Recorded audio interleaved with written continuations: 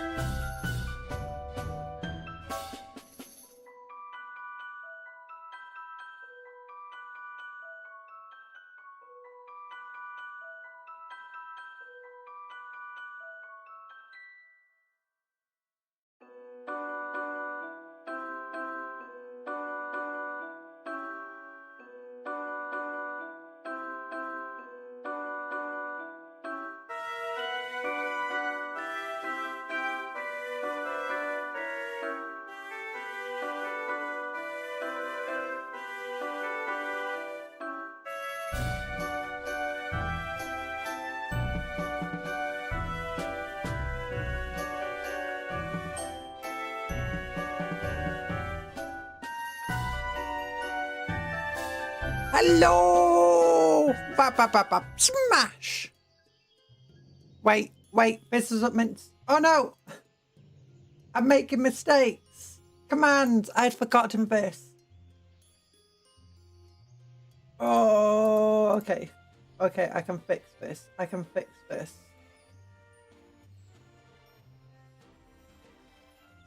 Bam! Bam! Hi! Yeah! Oh, I need to fix even more. No! No! Oh, my computer died just before the stream. I was getting ready. I was ready well in time, and then my computer just went, hey. Why the heck is my ability to scroll so bad right now? My scroll button is not doing very well. There we go. Okay, things are happening. Why am I getting so many notifications? Go away, notifications. Hi, Paladin. Hi, Dunson. Hi, Talan. Hi, Dubia. How you all doing? I hope you're doing super well. I do get paid a little bit by YouTube. Like, it's like between like 50 pence and £1 per stream. So I'm going to be rich. So if I just do 10 streams a day, each 3 hours long. Well, no, not 10 streams a day. Like 100 streams a day, each like 3 hours long. I can almost be on minimum wage.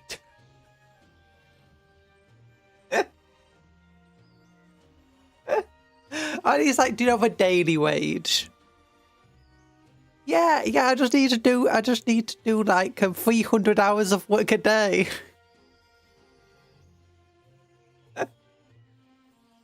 1,800 hour week. Oh gosh, I hope you get 10 cents for my YouTube premium. I mean, it might add up to that over a month. She's being paid as much as the average Chinese factory worker. Oh my gosh, if only, if only. Oh gosh, being bullied by RNG. Oh no. Oh no, I'd donate if I didn't live under a basement. Live under a basement? No! Dig up! At least live in the basement, not under it. Zosimus, my second monitor is starting to fail for pixels. My second monitor is starting to fail. The pixels are reddening. No! My third monitor has been failing for ages. I think that's partly why my computer just died. I tried closing OBS to reopen it because I have to like set up I've learned I need to set up the camera and chat, and then close OBS and then reopen it, because otherwise, if it crashes, I'll have to reset chat and the camera and stuff. But if I close it, then open it again, it will save the settings, so if it crashes, I don't need to reset it all up. But anyway, I closed it, and then my entire monitor just went... And then I got like this message from AMD, but it was still trying to play on the monitor that just wasn't working. And it was like, hey, there's been a massive error. And then like each of the programs were just slowly closing. I was like, okay, yeah, I'll just restart the PC again. Yeah, I don't know why.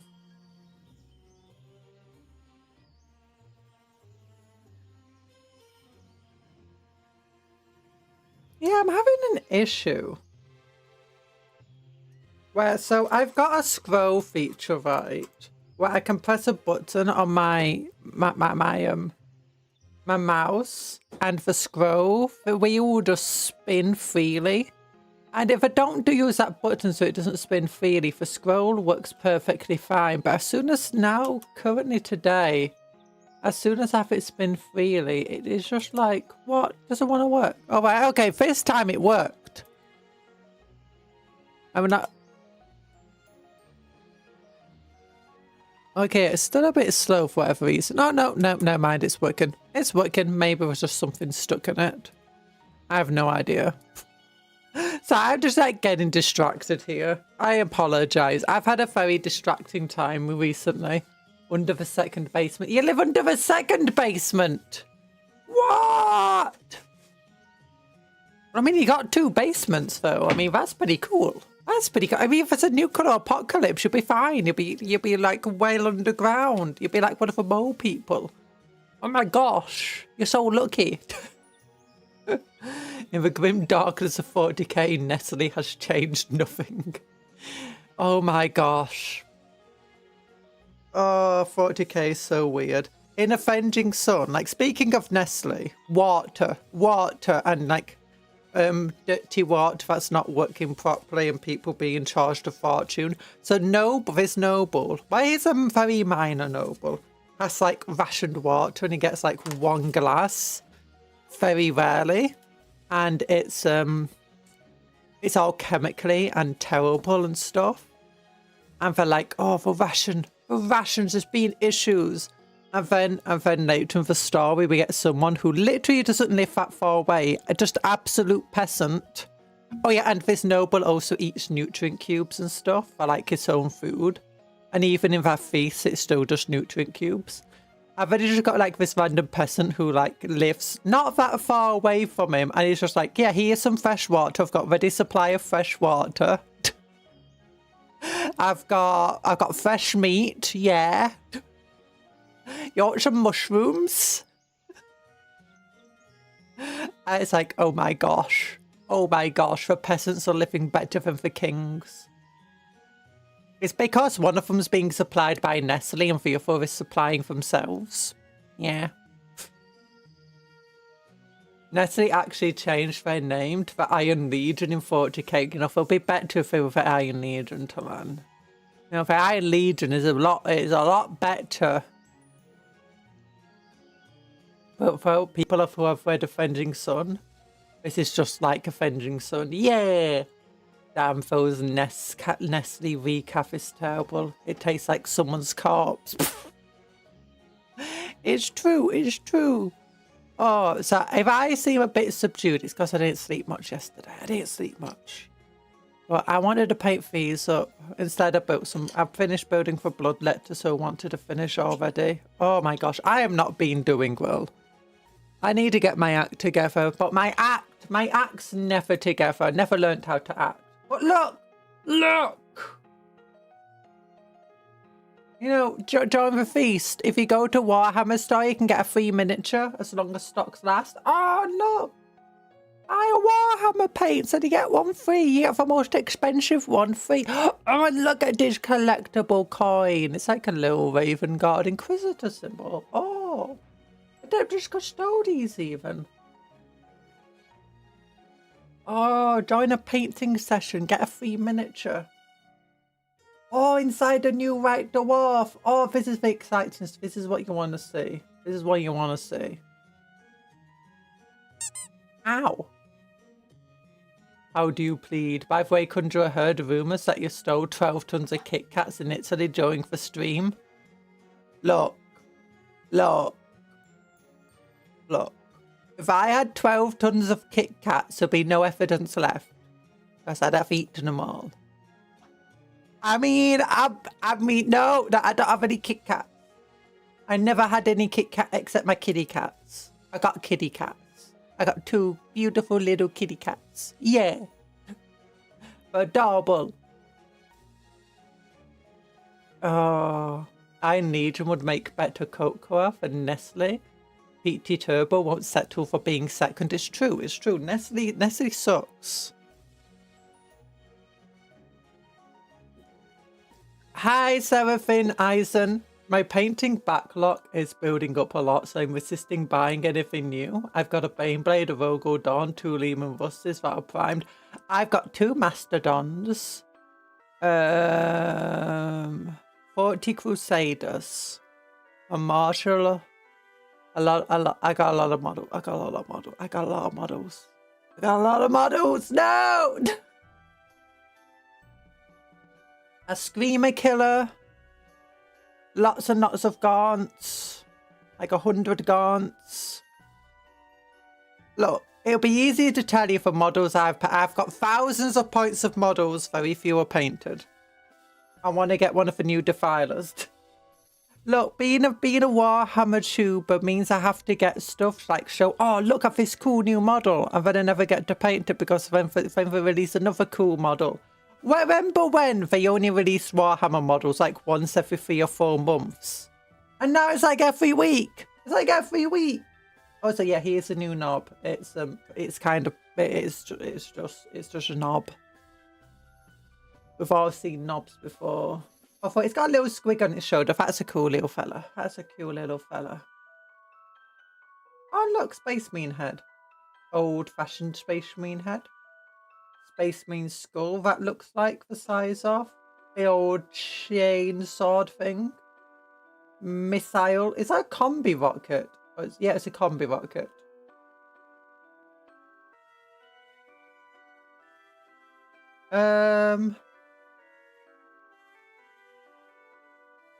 It doesn't show that he's got like multiple build options. Like, can he give him a power claw? I hope he can. Can he give him a big chopper? I don't know.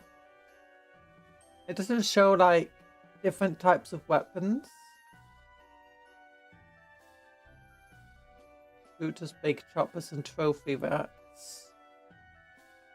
Yeah, it doesn't exactly tell us that there's a weapon and head options in this.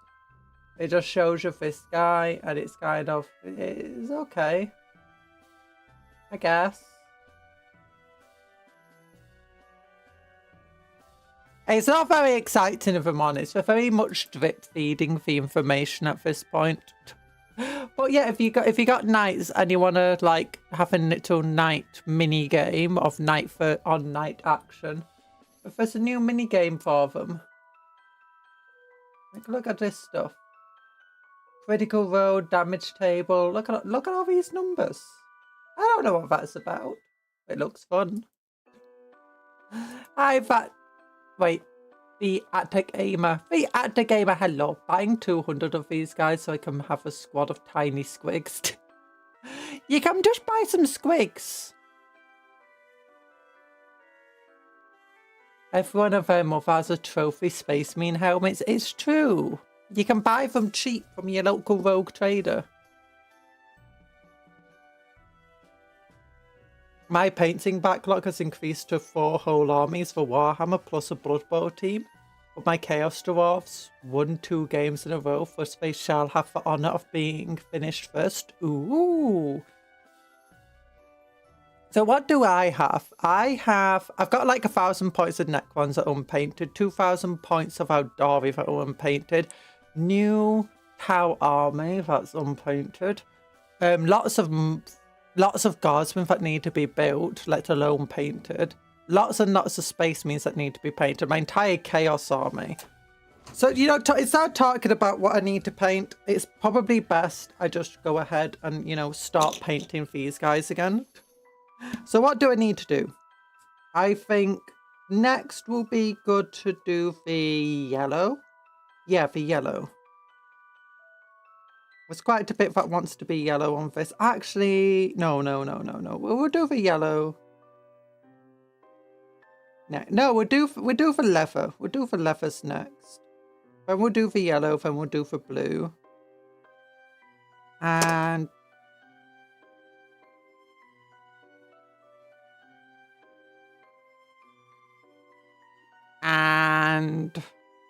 yeah, that's good. No, Grim Darks of our future, there's only grey plastic. It's true. It's true. There's only ever grey plastic. Don't believe those people, those people who call themselves painters. The reason Capcon's 2.0 model took a year is that it was also unpainted until recently. No, if I was painted like really early on, it's like I'm just a terrible person. I'm disorganized. Oh no. Oh no, the bad thoughts are leaking in.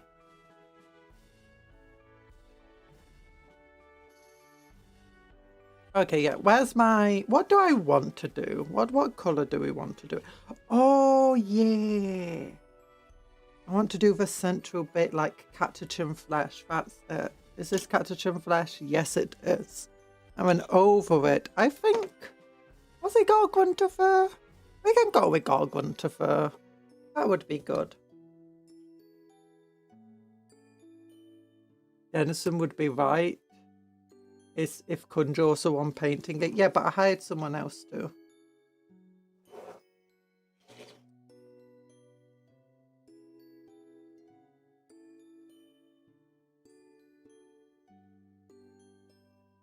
The reason it took so long is just because I'm a disorganized person.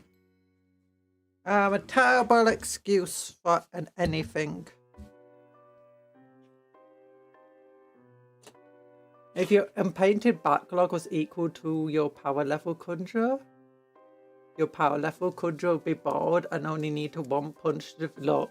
If my painting backlog was equal to my power level, I wouldn't even need to punch things. Just the entire universe would be dead every single time I take a breath. My power level would just be completely uncontrollable.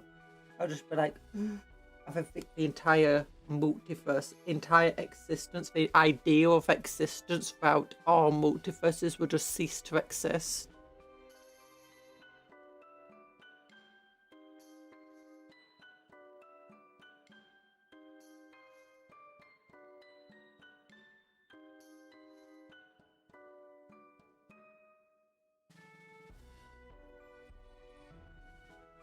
Okay, that should be fine. So I was just trying to see if I went up to my magnifying glass, will it show my head on it? I don't think so.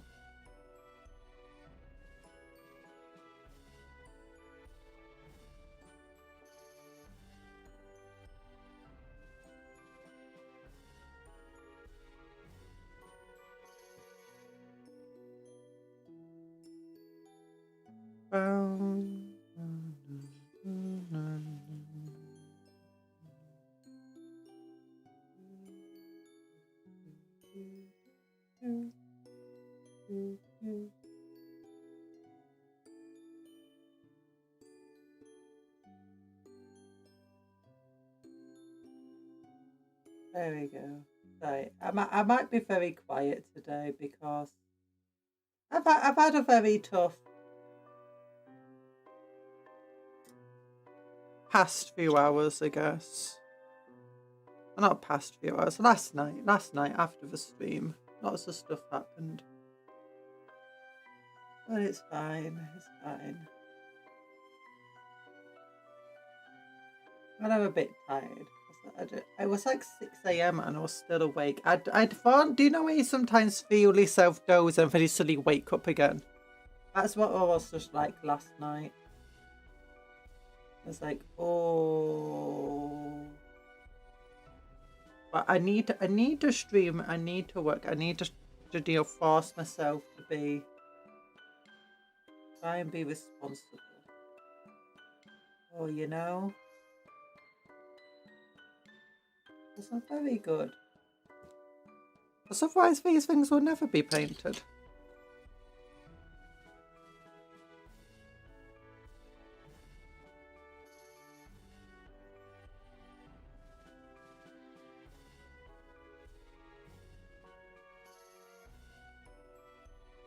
Oh, I've been trying to do more handcam streams, but then people complain when I do handcam streams. I'm like, what? You complain when I'm not painting enough models, and then you're complaining when I do more handcam streams. Like, what?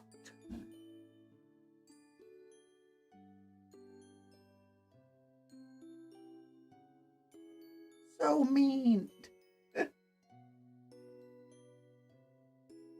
Oh, there we go.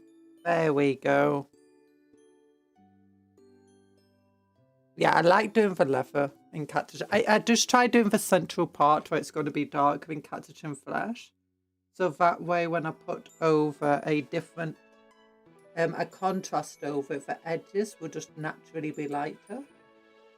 And it doesn't have to be neat because, you know, the wear and tear on a belt isn't going to be neat and uniform. It's going to be chafing at, well, not chafing, it's going to be worn away at different speeds at different areas.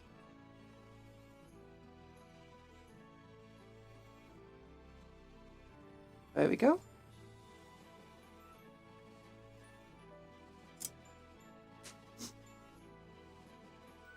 And then we want to get some, I don't have any Gorgunter here, so we're just going to have to find some.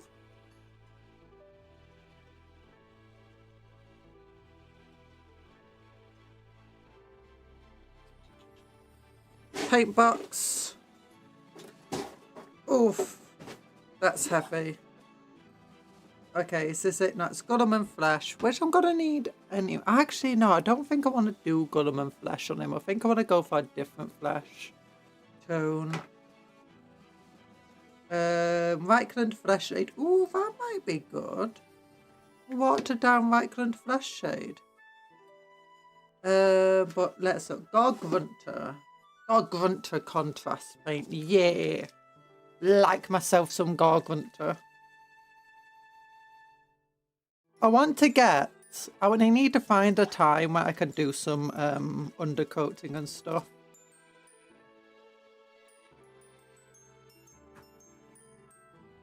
Oof. There we go. There we go. Oh, I love Gorgunter fur. It's such a nice colour tone. Look at that colour tone. Can you see it?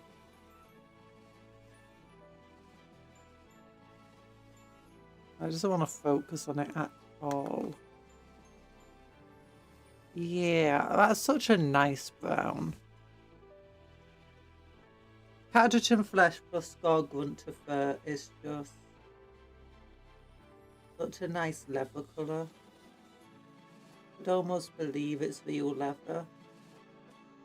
But once it does start drying, it's not quite as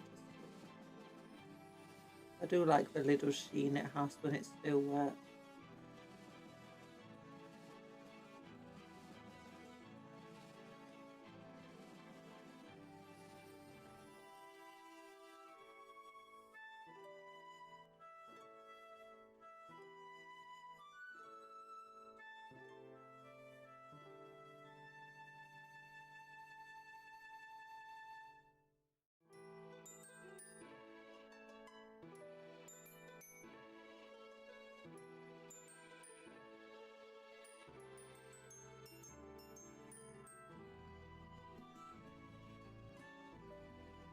Government Flesh is one of my favourite flesh tones. Not very good for light, for like very light flesh tones. A watered down version is fine for semi-light tones. But if you're doing like any sort of tan flesh,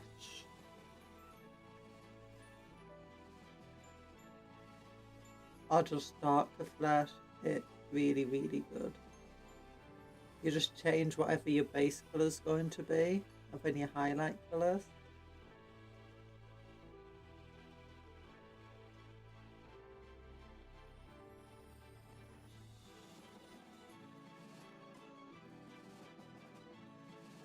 This guy, I just want to make him like deathly pale. Oh gosh, it's not. This guy, I want to make him deathly pale since, you know, half of his head is cyborg.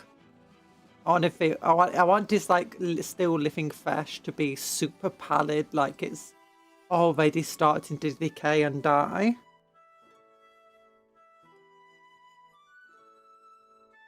With it being paler, closer to the machine. And more sickly looking. Where the further away it goes from the machine, the more healthy it looks. Although it won't look healthy in any means.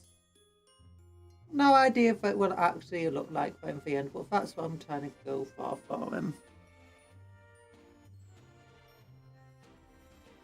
Because I also think that it would be cool because I imagine he ended up like getting some serious head damage. But quite a bit of trauma on, you know, the surviving parts of his skull. And skin. Oh wait, that's just one of them done. I need to do the others.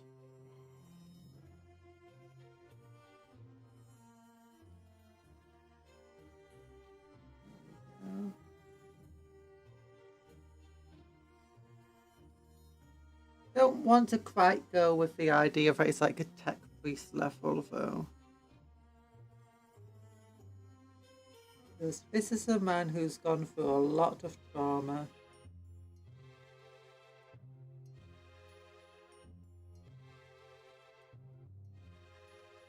And he's got his helmet in his power fist because his helmet's actually quite badly damaged.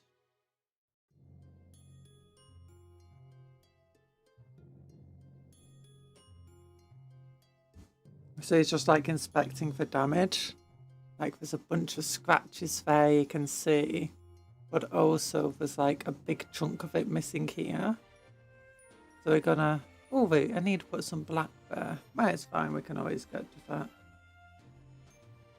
So, notifications. Notifications, just let me check them.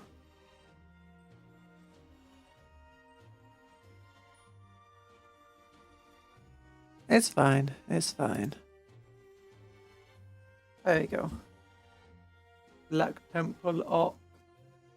What tap to your painting? Yeah, Black Templar! How you doing, weak Iron? Well, kind of Black Templar. I mean, they got purple shoulder pads and stuff.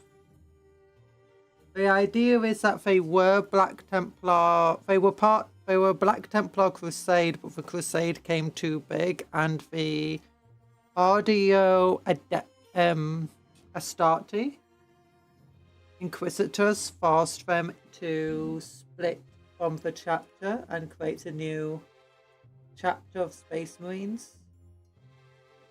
And they are currently trapped in Imperium Nihilus. So they're different from your generic Black Templars in a lot of ways.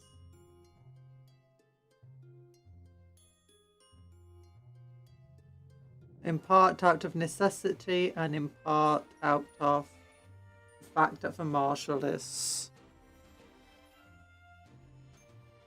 not as much of a radical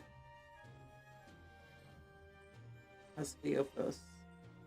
Not as much of a Puritan as your stereotypical Templar. He's a bit of a radical.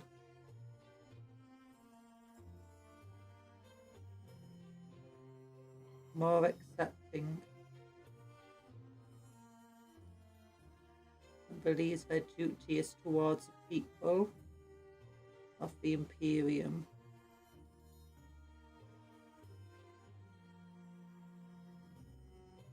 Not all of those within the chapter agree, though. There we go. Oh, yeah. Actually, I usually have a Space Marine out. I don't have a Space Marine out to show you the colour scheme we're going for. Just give me a minute. I'll come back. I saw purple and thought Dark Krakens at first. Yeah, so my... the way it is that my chapter is split into, of a Crusade fleet, is split into 13 detachments. And each detachment is, like, which detachment they belong to is dependent on what colour their shoulder pad is. Like, they're very colour coordinated Templars. I'll show you the colour scheme of what these guys are being painted in.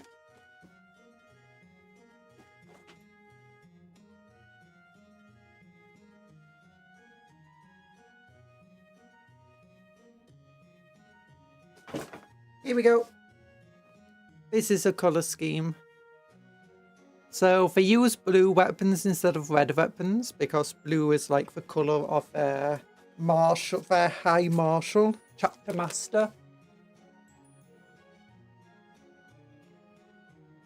Also, partly just because I prefer the blue with the rest of the colours rather than the typical red of Black Templars. Yeah. Also, this is the second squad of the detachment, so they have a little white symbol on their knee pad instead of it being black. The first squad has a black knee pad, second squad has a white knee pad, third squad has a blue knee pad, and then fourth has a red one. Yeah. I thought maybe it'd be fun to have a yellow one. 30% for Sons of Dawn. 12 of the 13 detachments are... No. The 13th detachment is a Terminator detachment. The Rapid Response Force has 7 Terminators in it. And the Siege Force has... 24 Terminators in it. Yeah, seriously, YouTube literally ate my maths problem. I ate your maths problem. No, hi Longstocks. And hello, Strike William. down the natives. No, don't. There's no natives here to strike down. And hello, William Blakovsky. Wait. No, not. Wow, my gosh, why did I say that? Blaskowicz. William Blaskowicz. Dyslexia. I blame dyslexia. Not poor reading skills. Definitely. I'm a Templar. I definitely know how to read. Oh, okay. So what do I want to do next? I'm thinking the yellows will be good. Yeah, we'll do the yellows. Then we got the blues, and we got the things of Yorkshire seals and stuff. What do I want to do with the where's my yellow? I had done yellow, where are you? Here we go. So I always base with a yellow with iodine before doing the golds. Partly just to remind myself where the gold is. But also, I like doing like having a yellow base because then you don't need to cover it completely with the gold. Okay, now this guy, he's the sword buffer in charge, so he's got a lot of gold on him. Oh, that's where it never came off a sprue properly.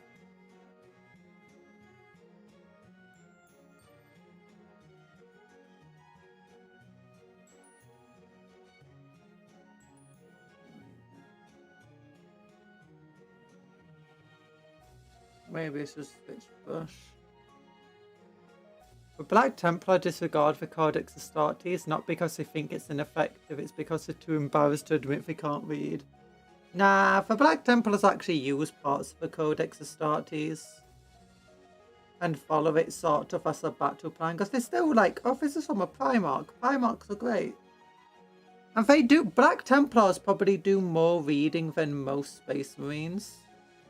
Simply because they are, a lot of all the Black Templars are Zealots. They're highly religious.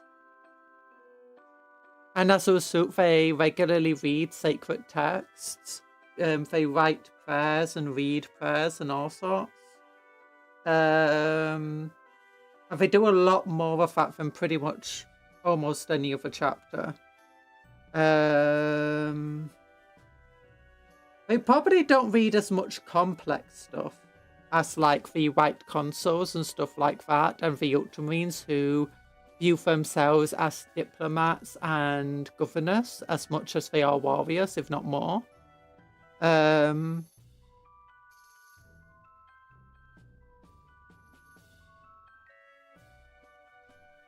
yeah, Black Templars are probably one of the more well-read chapters. As a result. Black Templars are also very much into their philosophy and theology, which, as you can imagine, also means more reading of the stuff.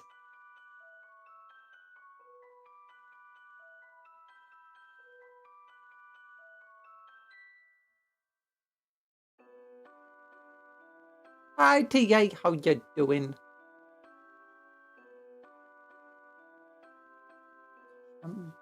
Magnifying glass is very unbalanced today. The tap is almost sending it flying.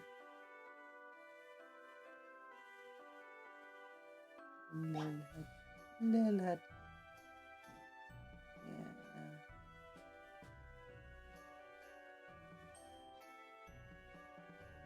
That being said, most Space Marines are well read.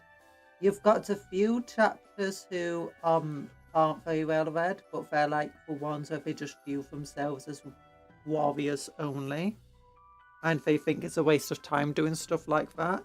Space Wolves are not part of that. Space Wolves love their poetry. It's like, in a lot of ways they are like that, but you gotta remember, they love their poetry. They're inspired by Vikings.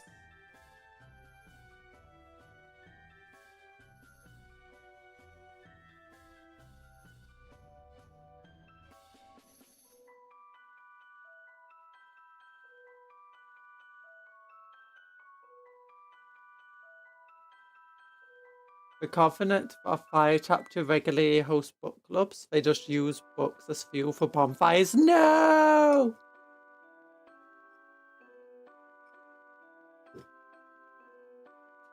Oh gosh. I just accidentally painted my wall. It's fine. Contrast paint. Comes off as long as it's not dried.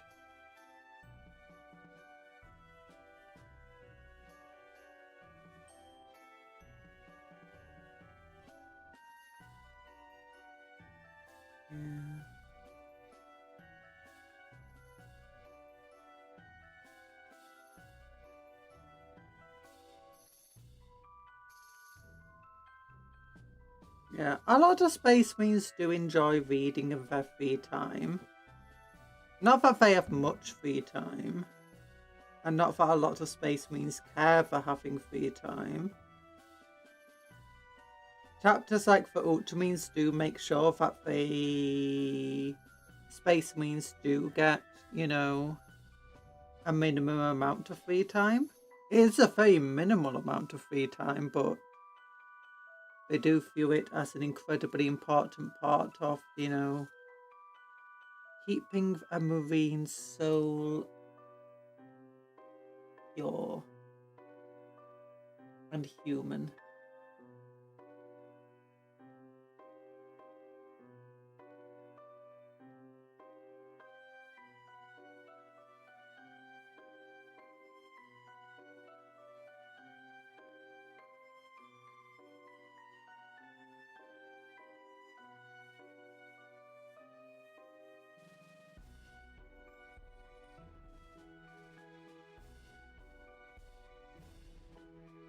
Oh no.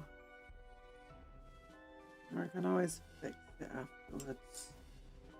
It's getting yellow and for white, which isn't good.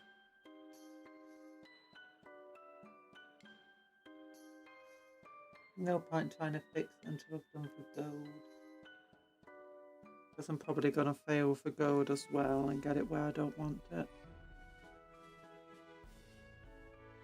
For this sword buff, I'm thinking he won't have any bronze on him. Instead, he'll have gold chains rather than bronze chains.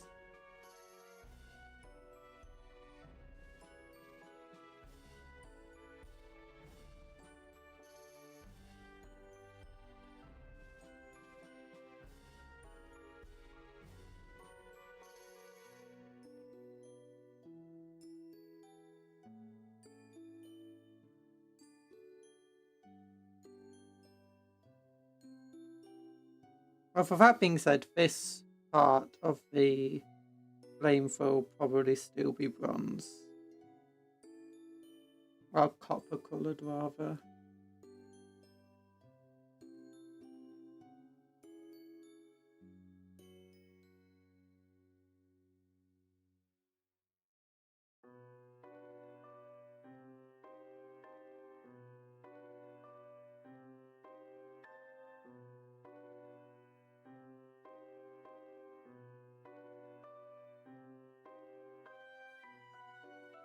I'm such a slow painter.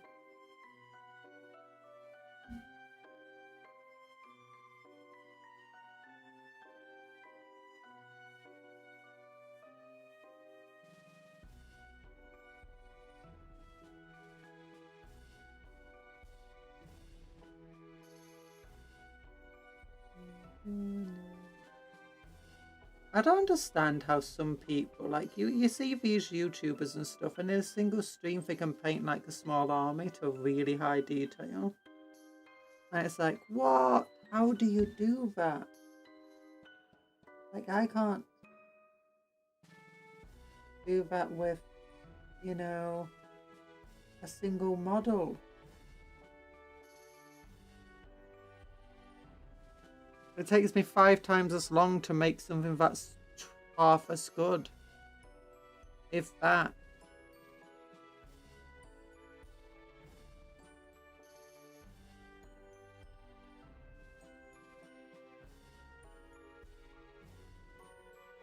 And for some of them, I am kind of a bit better. For a lot of them, I'm not.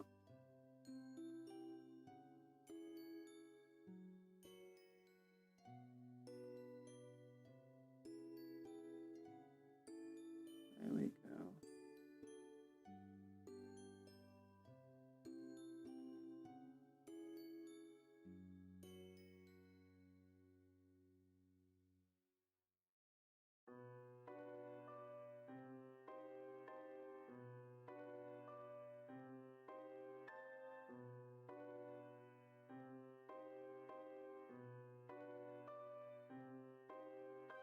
Yeah, painting is improving with each model we paint, but I'm not necessarily getting any quicker.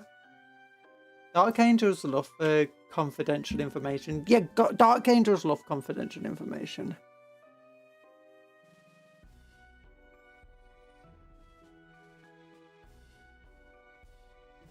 Dark Angels are the poster boys of the only ones who need to know is no one.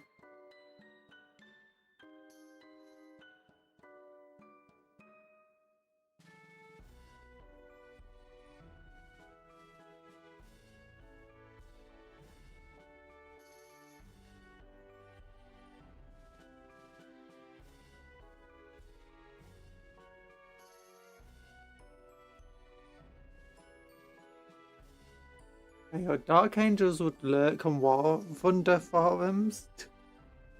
Oh my gosh. Dark Angels would be the people assigned of hunting all those that do the leaks. That's the Unforgiven, the leakers.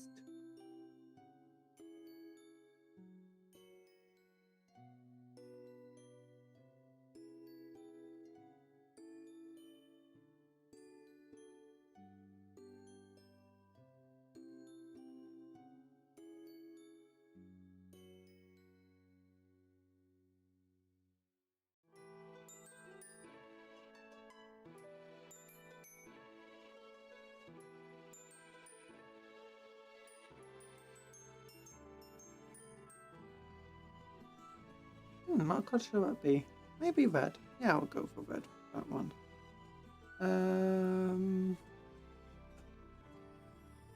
Oh, wait, no. It's got the knee pads. Got the knee pads to do. I don't trust Dark Angels. Their Primarch is literally called Lionel Johnson. No, it's the Lionel Johnson.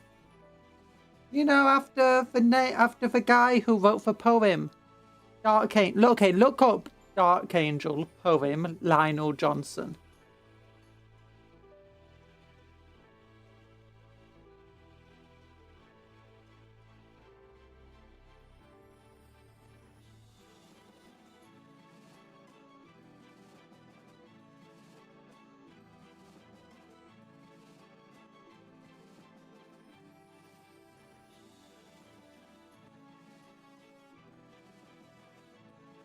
It's like a 19th century poem, I think it is.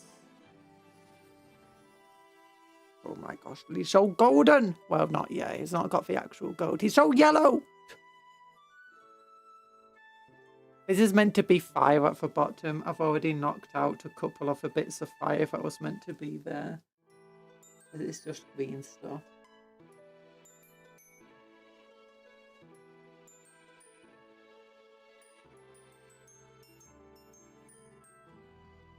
There we go.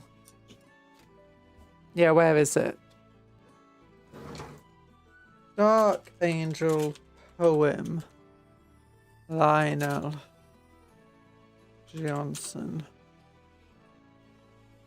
Images.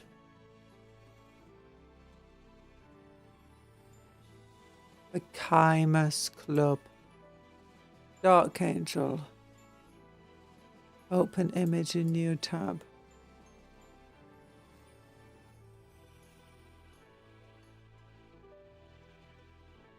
Here you go. Dark Angel. Dark Angel with fine aching lust to rid the world of penitence. Malice Angel who still dost my soul such subtle violence. Subtile violence. Subtile violence. Because of thee, no thought, no thing abides on me undesecrate. Dark Angel ever on the wing, who never reachest me too late. When music sounds, then changed thou, its silvery to a sultry fire. Nor will thine envious heart allow the light untortured by desire. With thee the gracious muses turn to furies, O mine enemy, and all things of beauty burn with flames of evil ecstasy. It sounds like a poem about the guy who, you know, is wanting to fall to Slanesh, but you know, it's Dark Angel.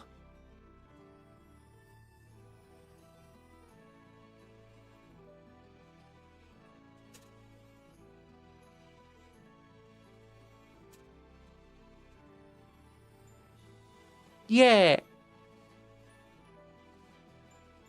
Didn't know Dark Angels were emo. How do you... They're called Dark Angels. Do you think those people aren't emos?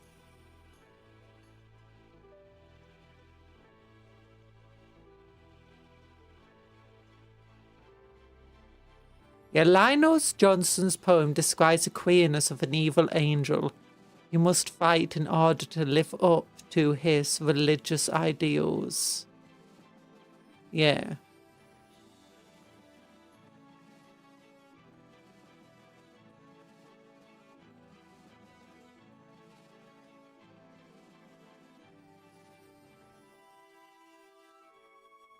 When was this written? Does it say?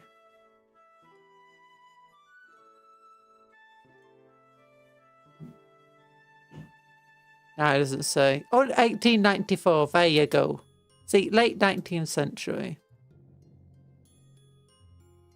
Apparently this one is also part of the same poem.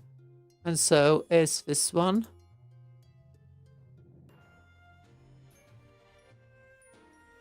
Yeah, for Chimus Club.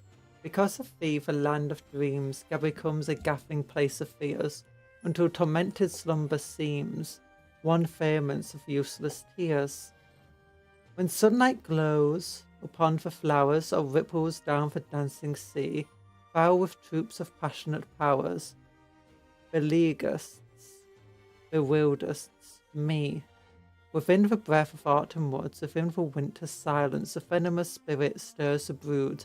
O master of impieties. Hi, no, wait, we're reading the poem Dark Angel by Lionel Johnson from 1894, where, you know, the Dark Angel's chapter and Lionel Johnson, the chapter master, comes, where Primarch, sorry, comes from. The ardour of red flame is fine, and fine the steely soul of ice. Thou poisonest the fair design of nature with unfair device. Apples of ashes golden bright, waters of bitterness how sweet. O banquet of foul delight, prepare by thee, dark Passalite. I'm not gone emo. Thou art the whispers in the gloom, the hinting tone, the haunting laugh. Thou art the adorner of my tomb, the minstrel of mine epitaph. I fight thee in the holy name, yet what thou dost is what God save. Tempter, I should escape thy flame, thou will have helped my soul from death. The second death that never dies, that cannot die when time is dead. Lift death wherefrom the lost soul cries, eternally uncomforted. Dark angel with thine aching lust, of two defeats, of two despairs, lest dread a change to drifting dust, and thine eternity of cares. Do what you wilt, thou shalt not so, dark angel triumph over me. Lonely unto the lone I go, defined to the divinity. Lionel Johnson! See, look at that, Lionel Johnson.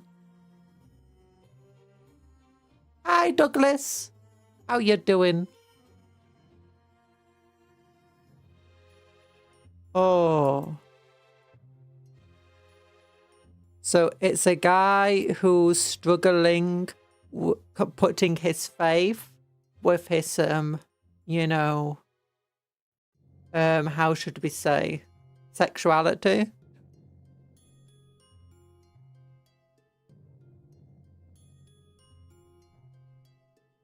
Potentially.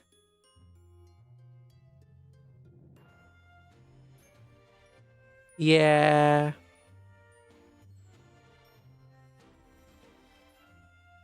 Dum-ba-dum-ba-dum-ba-dum-ba-dum.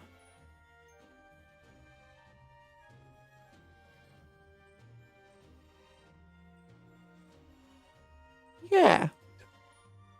Yeah. Did Big E name his first son after his favourite poet? Potentially. Although, did Big E name his sons? Because I thought they all got the name, some like whatever planet they landed on.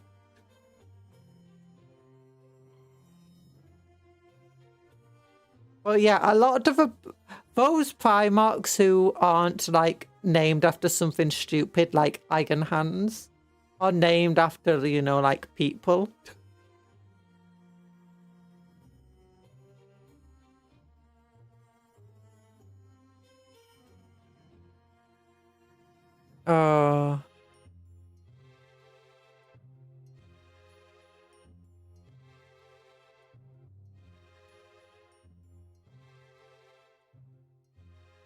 Yeah. Okay, so that potentially explains, like, maybe where some of a fallen idea comes from. Just like Sparda for DMC, the two characters after Dante's Inferno. Yay! Devil May Cry. And don't forget Dante. Dante from the Blood Angels. Dante's Inferno. Oh.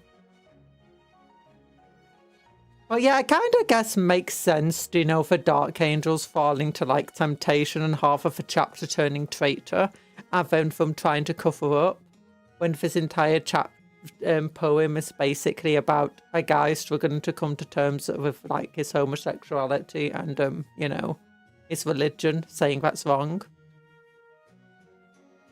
So, yeah. That makes sense. You learnt more about the Dark Angels today. And you know, sometimes Warhammer's very satire on stuff. Sometimes it's actually a much more subtle work in a way.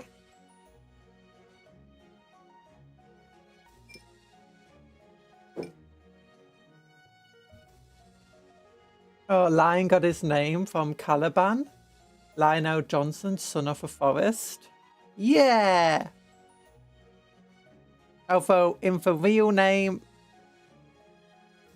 the real world, he got it from a poet who liked to write poetry. Today I learned Dark Angels are closet queer dudes. I might be Lionel Johnson. Oh.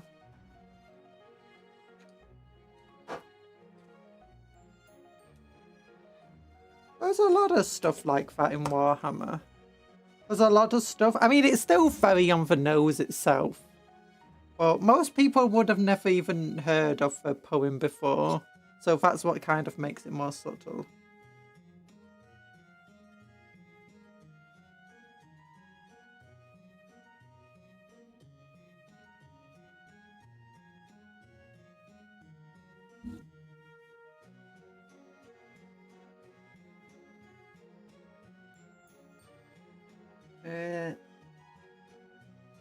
It's still not very subtle, mind you.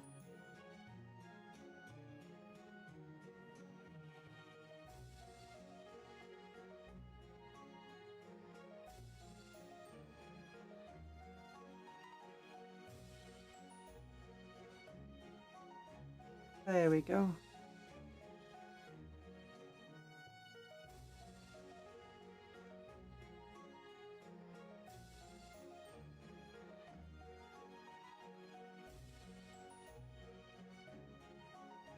Although generally queerness and sexism isn't really something that the Imperium, you know, struggles with for the most part.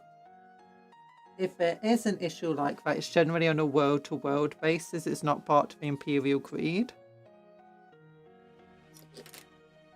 Instead, the Imperial Creed replaces that sort of stuff with, you know, psychers, mutants, and whatever.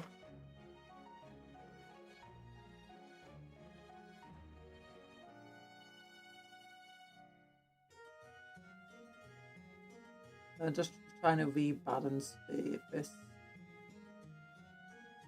magnifying glass.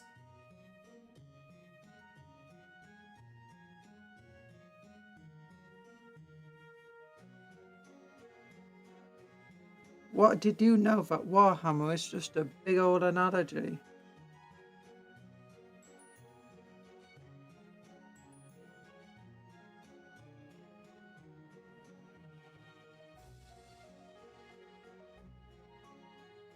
Also, if you sometimes wonder, especially if you look at, you know, older ideas of chaos and stuff within the Warhammer world, why sometimes chaos seems a lot more sympathetic than you'd really expect. I mean, nowadays, it just generally preys on the sympathetic person. Like, a person recognizes injustice, wants to fix those injustices, and in their attempts to do good, they fall to chaos. But there's a lot more of that. And that's partly because of, you know, the entire thing of, you know, games Warhammer being founded by kind of anarchists. Anarchists who liked history and stuff. And as a result, the Imperium was kind of actually the bad guy.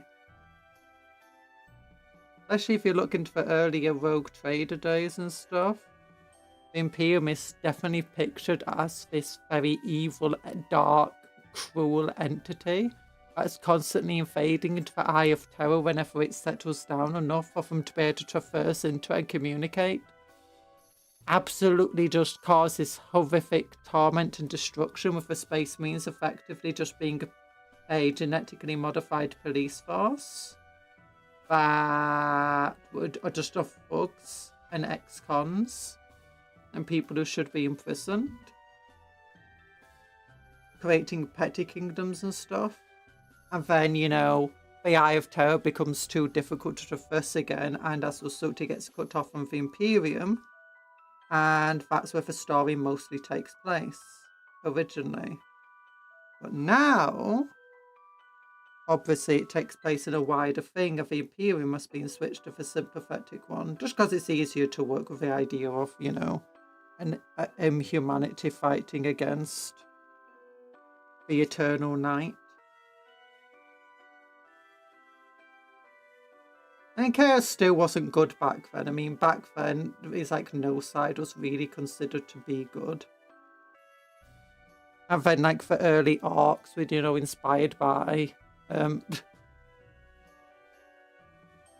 mongoose. I just finished my great line with a dimension cracking screwdriver. Oh, I saw it.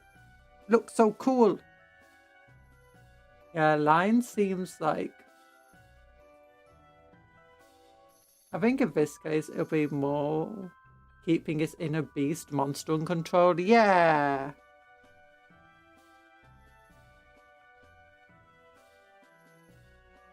Yeah, Lion seemed like a calm, quiet dude that's actually very good at controlling himself. In 40k he is. In 30k it was much less the case.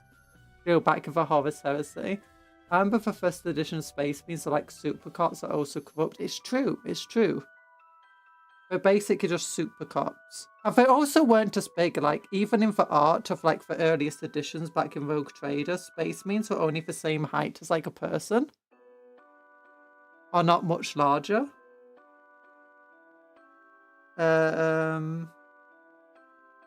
You also got the Gaskell Thacker was also inspired by Margaret Thatcher, and literally, you know, his name is just Gaskell Margaret Thatcher. And you know, the arcs were, you know, inspired by the Neo Patsies. Yeah. It's amusing how these things change and evolve, though. Like, because back when they did the arcs like that, it wasn't until they released an arc vehicle that was, you know... They already had arc vehicles, but then they eventually released one that, you know, had basically everything that we recognise an arc is today, you know, this... just a pile of scrap nailed together and welded together. It was only once they released that in the 90s, so quite a long time after the first ARC models, that they finally, you know, set on a new theme of what the ARCs would be and how the ARCs would fully behave.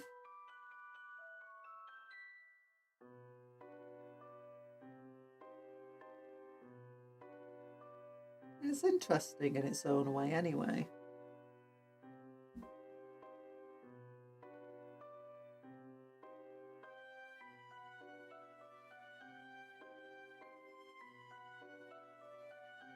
He's been described as a monster trying to be human. Yeah, I think Lehman Russ also has issues like that. But that's meant to be much more like werewolf sort of issues. And the fact that they keep hinting that Russ might be a psyker himself. Despite how he is, you know, hates psychers so much, yet he might be a psyker.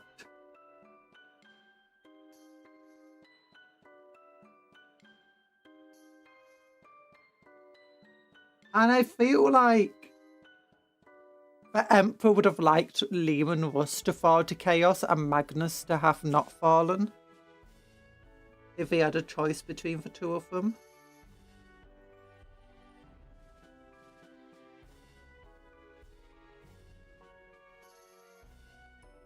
Lion sounds more like a space wolf than the Fight King LARP Lehman Russ. No, obviously, Lionel Johnson has a lot of inspiration as well from King Arthur. And King Arthur, there's many different forms of King Arthur, from the original Welsh to the later French writings of it, to the English rewritings of them, and then the various different ideas that have followed over hundreds of years. but a repeating theme is him falling to his own emotions. Predominantly his emotions related to Guinevere.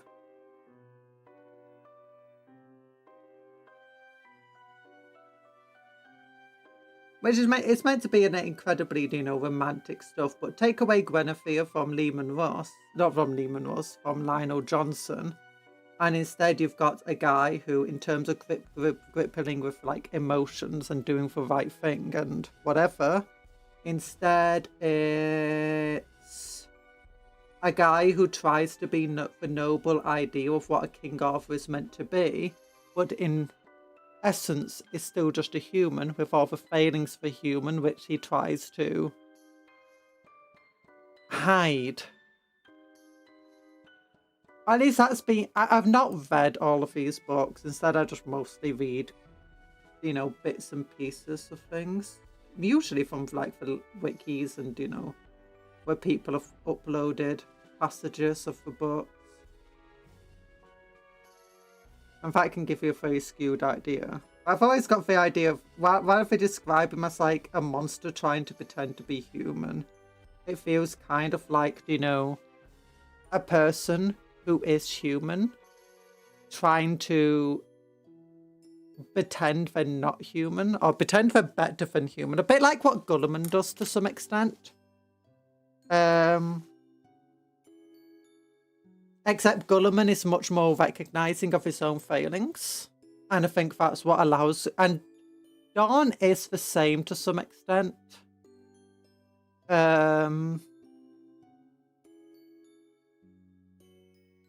Both of them can look at themselves and say, hey, you know, I failed here, I can improve. Meanwhile, Lionel Johnson generally, until recently, wasn't really willing to accept when he failed and made mistakes as easily. Now that can lead to a very angry, very violent person who's trying to be perfect but isn't. And refuses to accept that they're not. But again, maybe I've got... I have like a very warped view of... I've not read the books. All I've done is read extracts and people's reviews and ideas on them. In fact, it's like Avenging Son. It's like, I've realised that I had some very skewed views on some of the things I had read from the book because, you know, I didn't get the rest of the context with the book. And sometimes people's writing reviews and, you know, commentary on them are not necessarily accurate. I bet Gulliman was easy to lie to when he was younger because he's a very gullible man. Yeah! He was a very gullible man. So Dawn is probably easiest one to lie to out of all of them, isn't he? Other than Angon. No. The Primarchs are very weird. I want to get... They do have recently the first Heresy book because they re-released a bunch of the Heresy books into, you know, one omnibus thing. And I've got that. I need to read it. I want to read Carl and the Fiven first, though. He was a very gullible man. I know, I saw the gullible man. I just thought I'd decide to agree. Lion, Son of a Forest is a pretty good book for Dark Angels. Yeah! That's one of the ones I've been looking at. It's just trying to find the time to read it. If the Black Library app continues having sales and stuff, and that goes on sale, I'll probably get it. Or the audiobook. Because I have a lot of more time to listen to audiobooks while I'm painting or building models than I do to read books. In part because for most time I actually have to, you know, read. I just don't have the energy to read. I'd rather just watch something.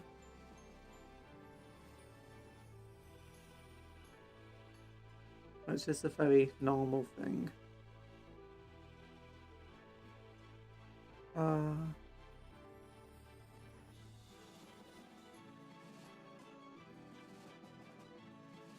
I think Gulliman is one of the more interesting Primarchs, though, with the fact that he is sane. And he's a sane person living in an insane world. And no one will, you know, listen to him. No one will accept that, you know, despite everything, he's still kind of a human. That is capable of mistakes, that the Emperor is capable of mistakes. And it's even more interesting in 40k, do you know, where the entire Imperium has just gone so crazy and religious. And he's falling on deaf ears more than ever before.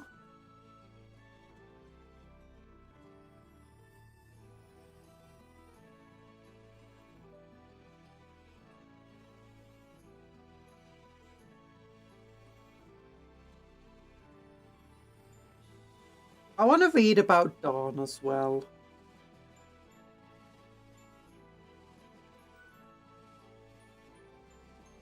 Because I like all of the extracts I've read about Dawn. But again, I'm like, yeah, reading extracts on Wikipedia is just not enough. Well, Wikipedia, for wiki pages. It can give you a very limited view of these things.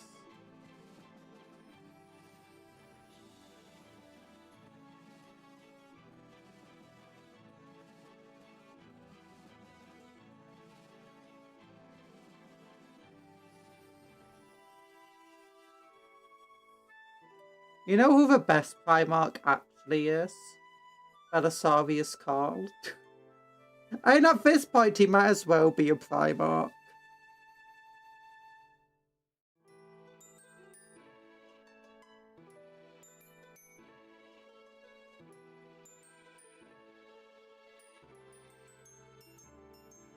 Oh, God.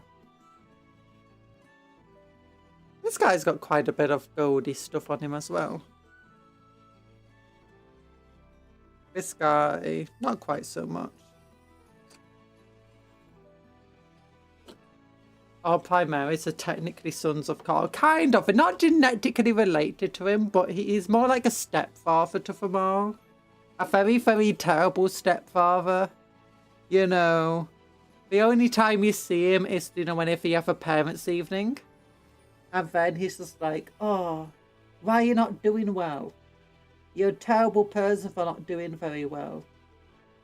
Or then when you do well, and it's like, oh, I'll give you a reward for doing well. And all it is just more homework. It's like, no! Carl, why? Doesn't matter how well you do, your reward is more homework. Doesn't matter how badly you do, your punishment is more homework.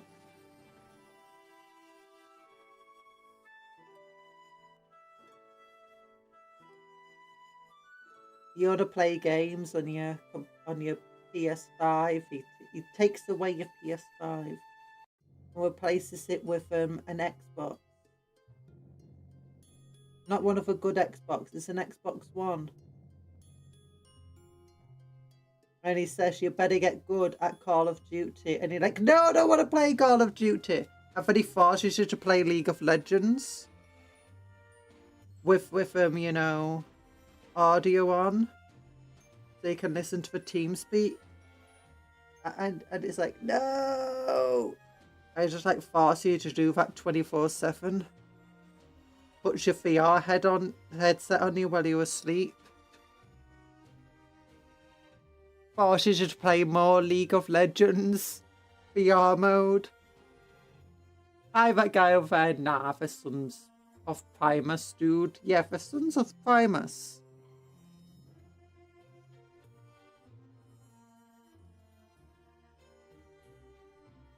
Alpha Primus.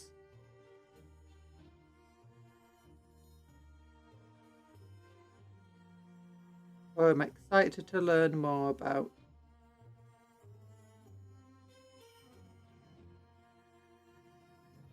I like the audiobooks, but I do listen to I send out encoders breakdown of the factions, chapters, and some of the wars and events that happened in Warhammer 40k. Oh.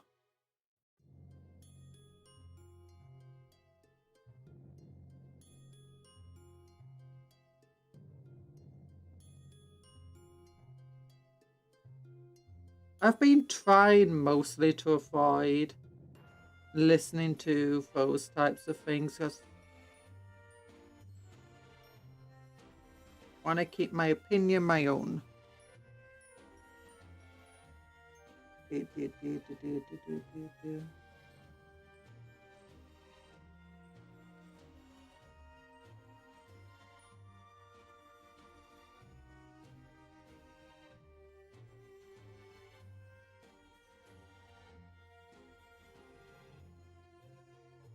There we go.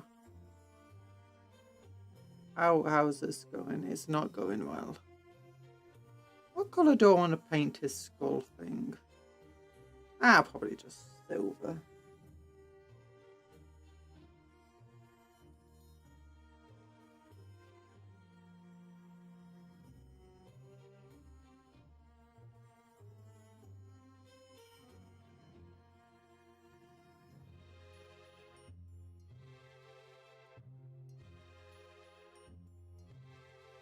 There we go.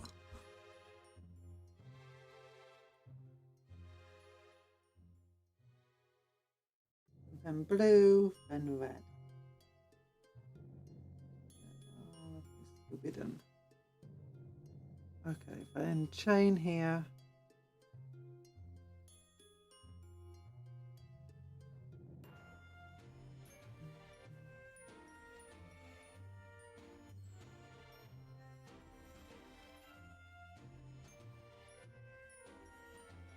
Yeah, I've been watching some of the battle reports during Warhammer Plus last night and today.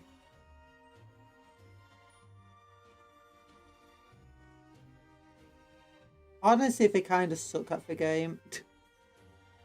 It does make for some exciting and silly stuff though. Oh my goodness, I'm like, why? Don't do that! No! Well, sometimes I think they purposely do it just to, you know, keep the game more interesting. Rather than just having one side absolutely dominate.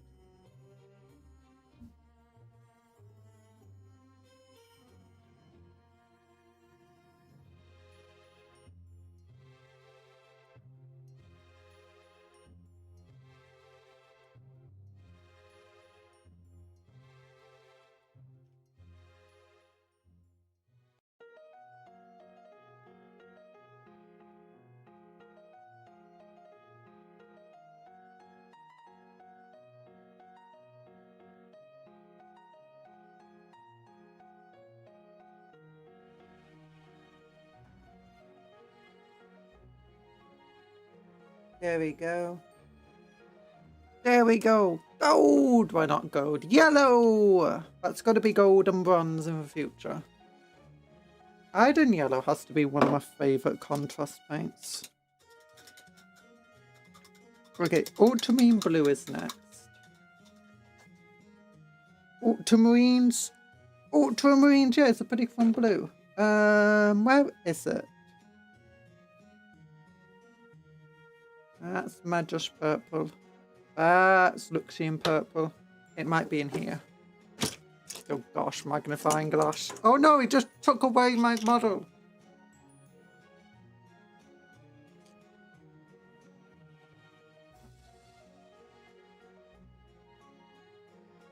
Oh my gosh, I'm clumsy today. What's this? That's apothecary white. Okay, it's in here. Oh, it's right here. Just give this a good shake. Give it a good shake. Do do do do do do do do do do do do do do do do do do do.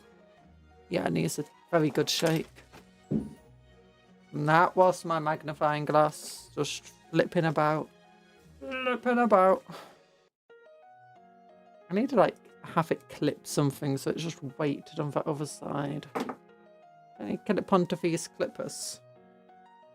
Clip onto these clippers. Yeah. Oh, that's a good counterweight. Yeah, I'm definitely not going to stab myself on those clippers. Although those clippers do get in the way. Need a different counterweight. One that's heavy but smart. Ooh, this thing.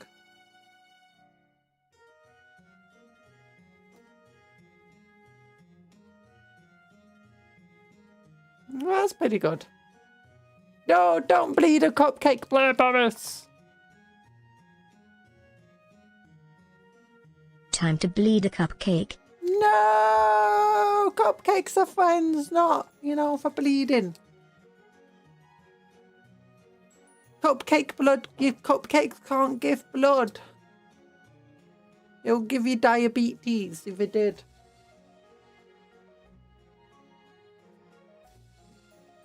By the way, if you ever get diabetes and have no history of diabetes within your family and are not overweight or obese, then maybe you should ask to get some scans and investigations into your pancreas quite regularly, because it could be pancreatic cancer. Similarly, if you have ridiculously low blood sugars for no reason, once again, could be pancreatic cancer. Those are the early warning signs of it. Either producing not enough insulin or too much. They can if they're liquefied. No, don't liquefy the cupcakes.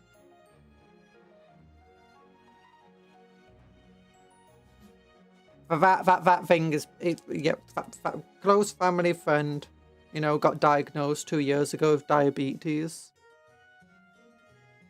Yeah, it turned out to be cancer.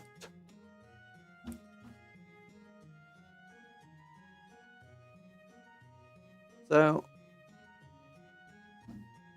that's why that's a public safety announcement right there.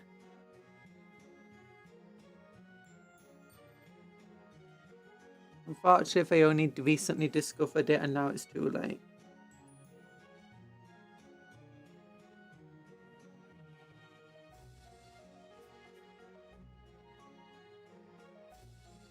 Best solution is toughen it out? Nah.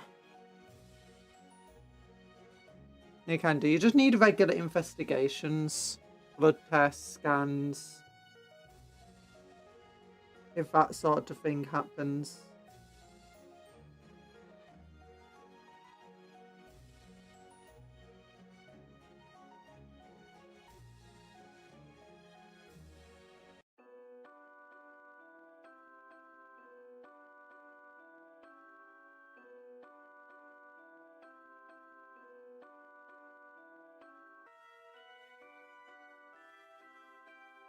Know for early warning signs of various issues.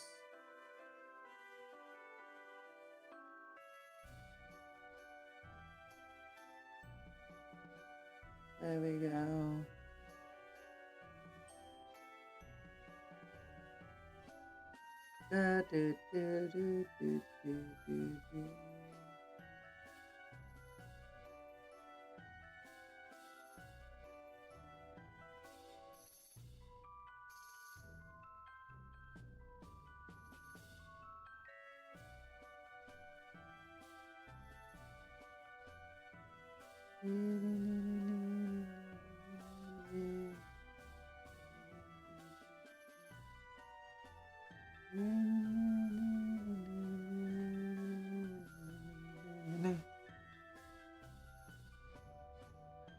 Why do you still have that stupid rod in your hair? Crying face emoji. Crying face emoji. Crying face emoji. What rod in my hair? Where? There's no rod in my hair. I've got a hair tie in. And the hair tie's got a little cool bow thing on it.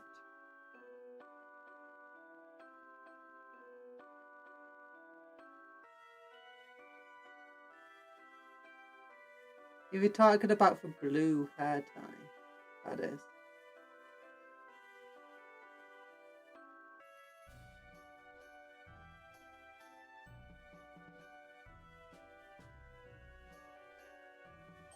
Looks like a colourful croissant. What? What croissant? No, there's no croissant here.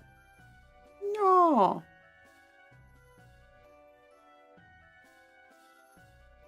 Also, for rodding the hair went back on Boss Lady model wasn't stupid. It served a purpose of keeping my hair up.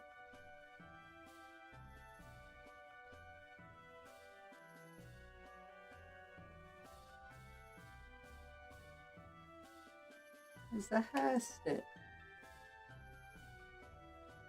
It's fantastic.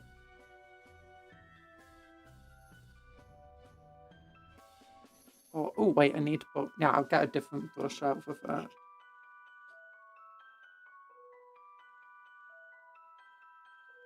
Oh, this cake.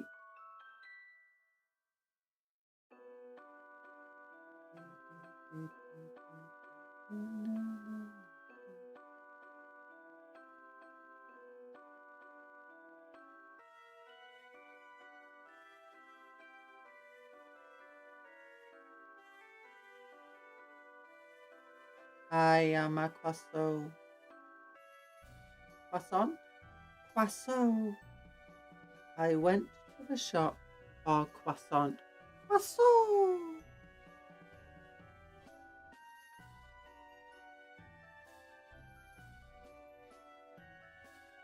Croissant. I love me some croissant. I love me the tasty croissant.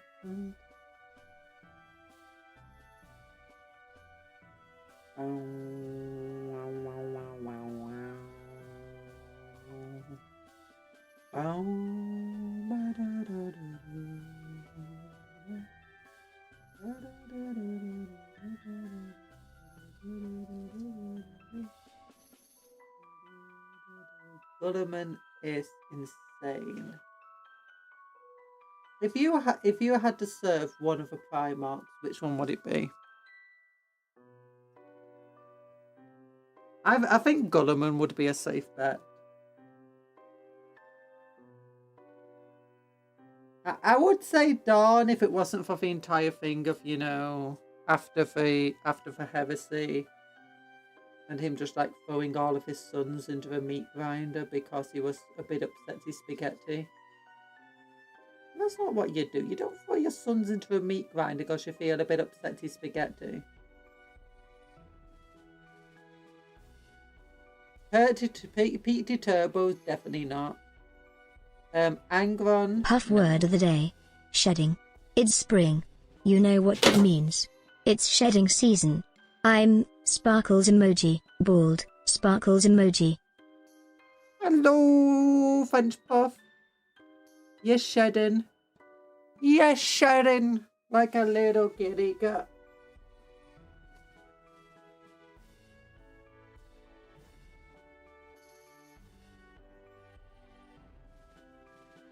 Vulcan's probably niche, but his workplace is definitely dangerous. Yeah, Vulcan is probably relatively nice.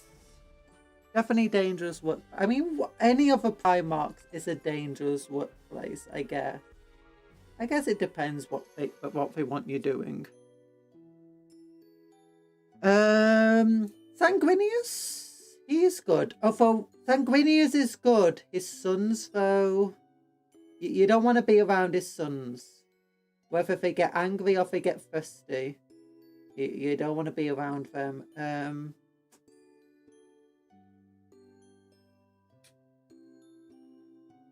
Fulgrim pre-fall might not be too bad. Before he fell to chaos.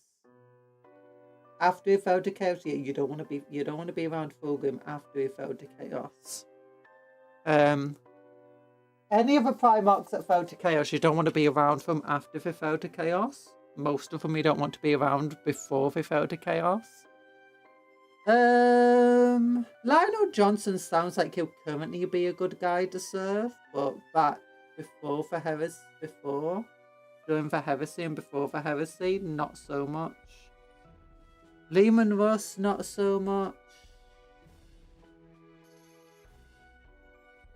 That being said, I say Angron might not be too bad.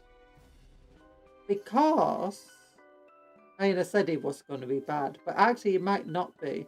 Because, you know, he's got that one admiral. You're the commander of that ship, what's her face? So basically, as long as you're like really just strong and stern and stuff, you might be able to, you know, get away with things. Although again, you don't really want to be around his sons. Unless you can get really onto Angun's good side. Where they'll be afraid of hitting you. Unless you're strong enough to actually beat them.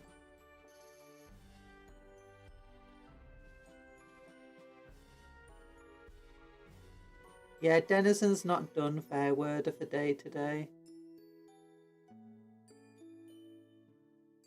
Yeah, Gulliman's like the only one who seems like a relatively safe bet to serve. I mean, he's the one who actually has a story about just generic people, you know, in his service. Having a relatively good time, comparatively. If cupcake is your power, what weight the color of the cat changed?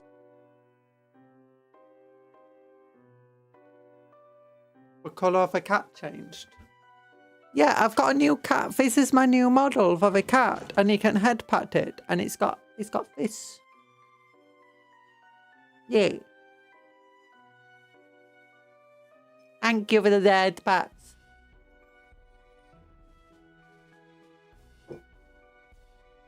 Yeah.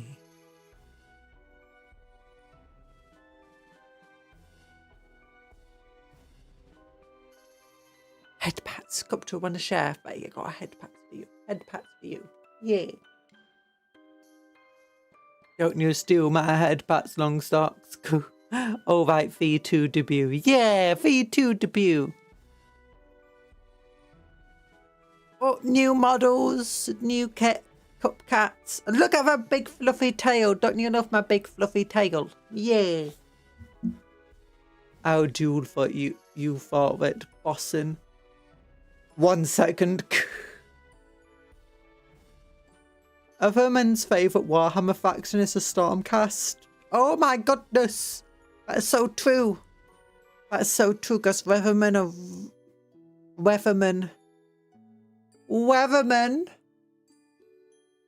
love golden people. It's true that they love the colour gold.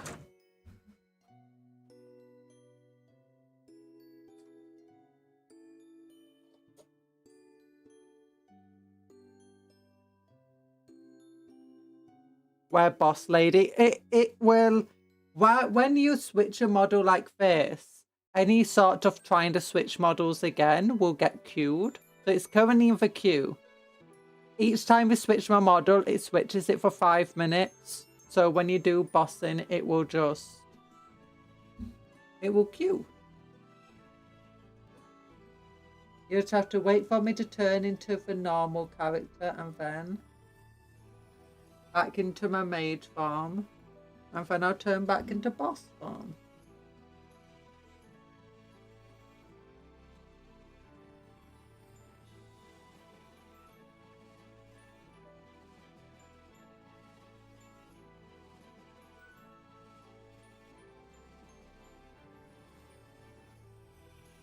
Thanks for the head back.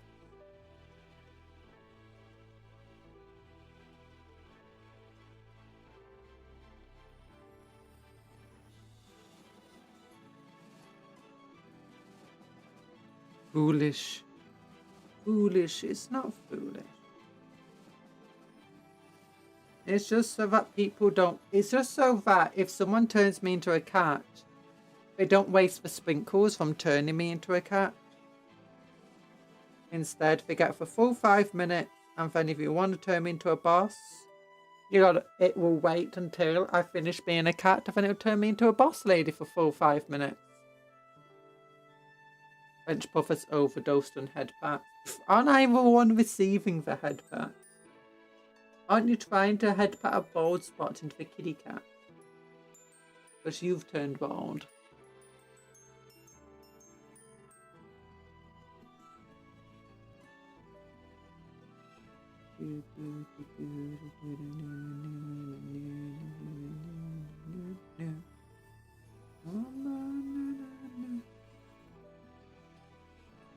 Truly my superior biology.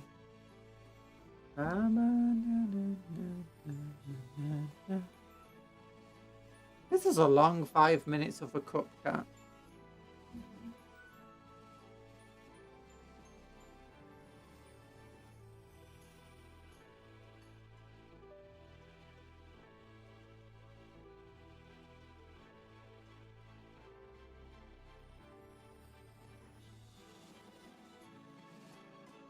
Oh!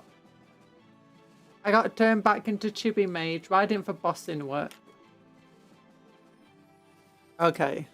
It broke a little bit, but it's fine. Don't do anything.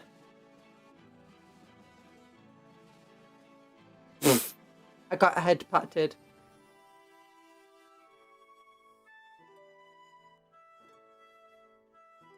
Just give me a moment. Command. Bossin. There we go. Test command. There you go. Hi.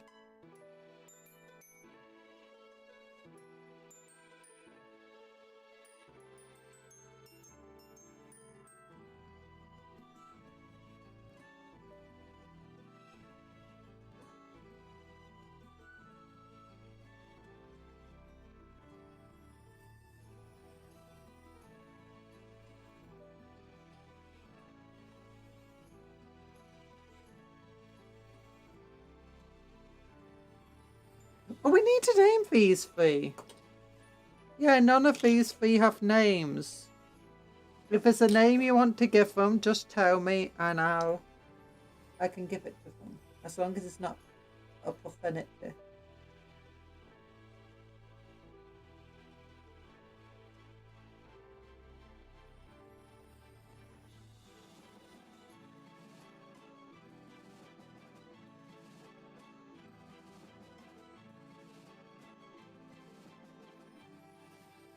There we go. Moisery word of the day, burrower. Cupcon accidentally got the burrower keyword.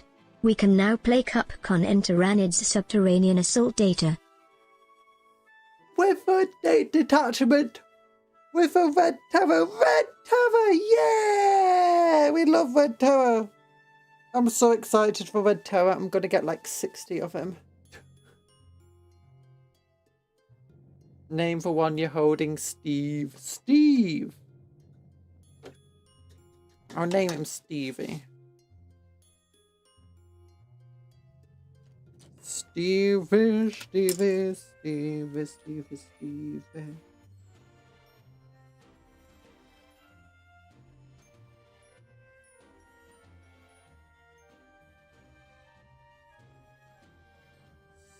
Stevie is Steve. There you go.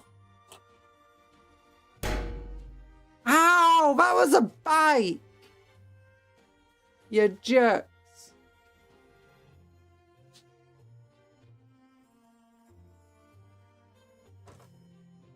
It shows painting auto means it would be Steve from accounting.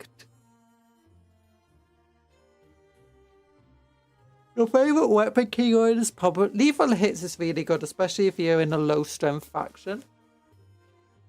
I have low strength weapons. Devastating wounds is amazing though.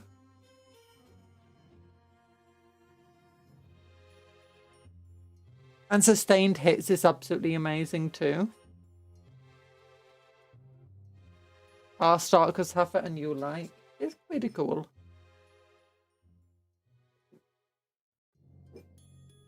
Robert Robertson. We could have one called Roberto. Roberto Roberts.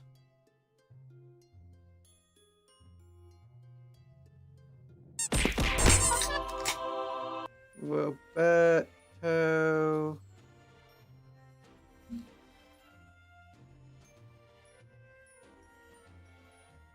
You want to give him a... What last name does Roberto want?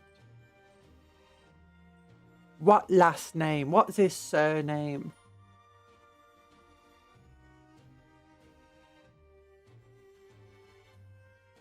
Wait, you do at, and then the name comes up. So at, stop typing the name out, and then... We can dispatch Robert, probably in an Invicta warsuit, call him a mech marine. No, maybe one day. Maybe one day. Dispatch game reference. Roberto dispatch.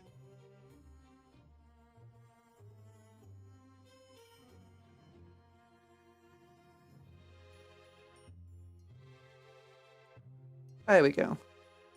I found the last guy. Okay, I want to give this guy a semi-serious sounding name because, you know, look how cool this dude is. Or how cool he's going to be anyway.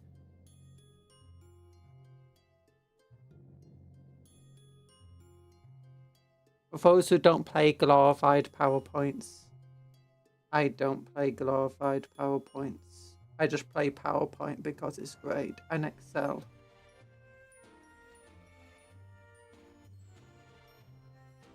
By semi-serious, it has to sound like an actual name. Can be Gothic, Latin-inspired, whatever. Can be a joke name. As long as it sounds. Call him Vasilian. Vasilian.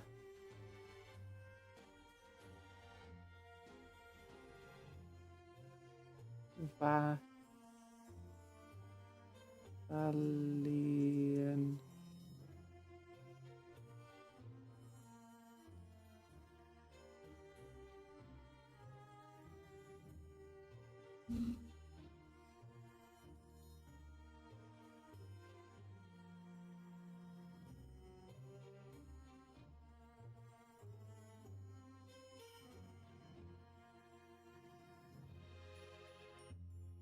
That barely shows up. Oh no. Well, it's a bit late now. It's Vasilian.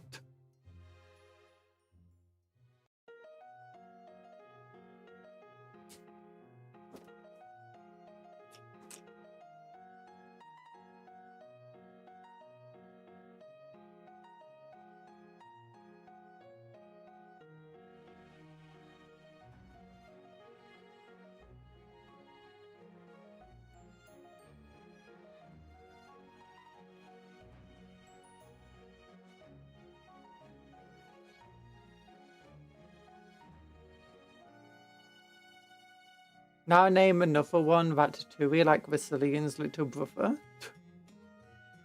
From like Doctor Who. Oh. Maybe a future one. We got Jerry Berry over here. Jerry Berry! Stevie Steve. Roberto Dispatch. And Vasilian. Okay, let's look. We want to get that ultramarine blue on this dude. Now, where is it? There we go. We want a bigger brush of that. A bigger brush. Where is Kate?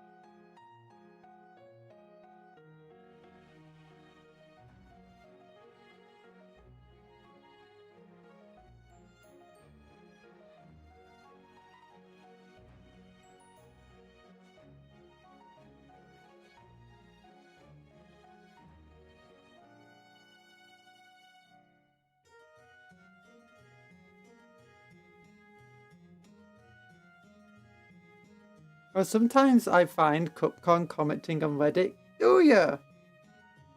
Nice.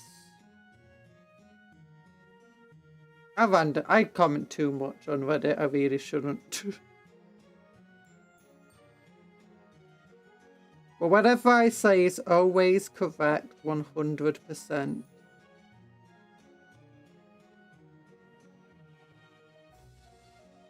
Always. Like finding a cola deal in the supermarket. Oh my goodness. Better not find my cola deal in the supermarket.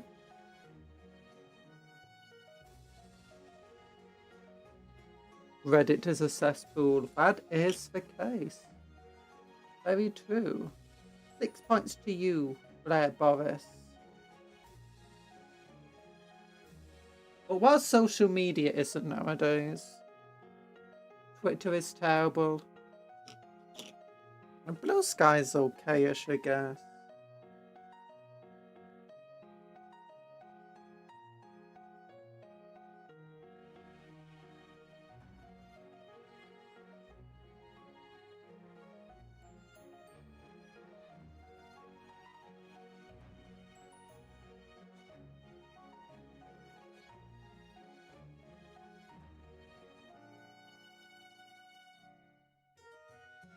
Yeah, nice. Nice. Yeah. Love. Let's just go a bit stronger with the blue on first. At least in some areas. Just. Yeah.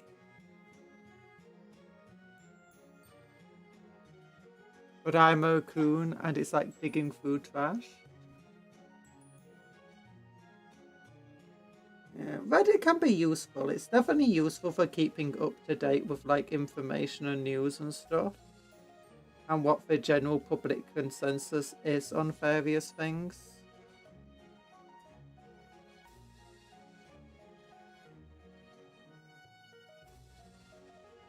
Obviously, I often find like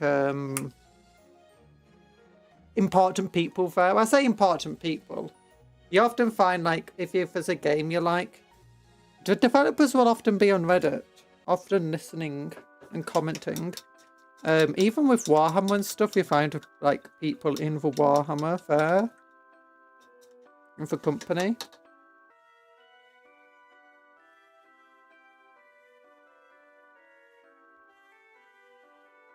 I find getting hold of leaks and stuff is quite useful.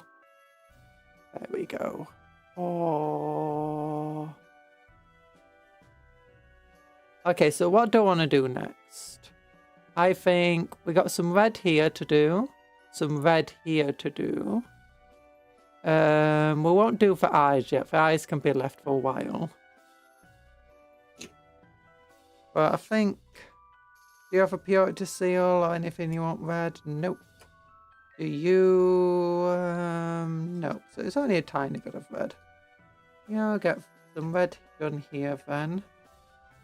And then I think skeleton hard on the purity seals and the tabards and the cape. Then...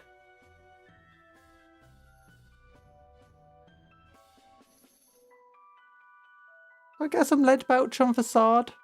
Or Stormhouse Silver. Stormhouse Silver would be good.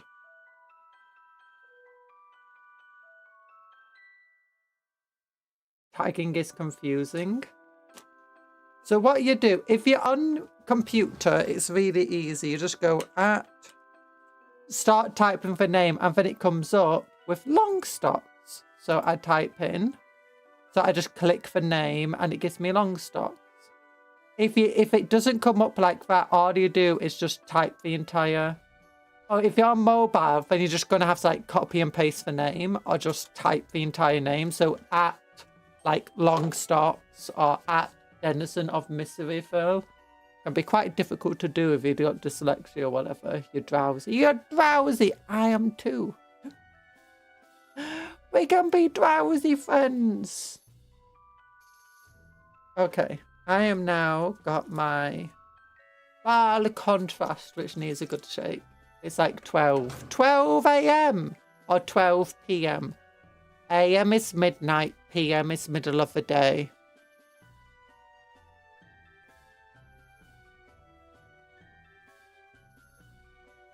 You're on mobile. You're on mobile. Nice. You're watching my mobile.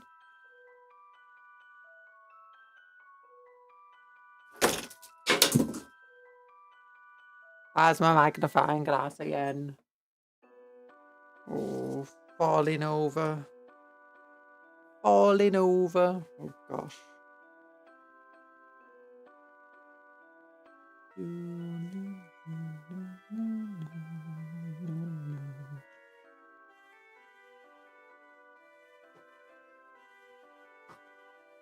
There we go. Nice reds. Nice reds. Okay, we got most of the base colours done. Oh, while I'm doing reds, I know what I can do. I can do this. Yeah, let's do the fire in red. Yeah, just base it down all red. Oh, yeah. It's all bloody red, but it's fine. Fine. Don't worry about it.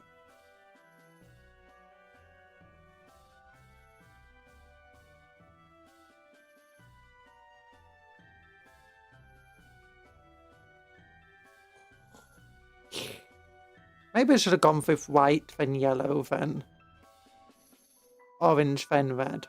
Ah, it's fine. I'm sorry that my username is long. I went over. It's not the worst one. You get lots of names that are just lots of random letters and numbers, and they're very difficult.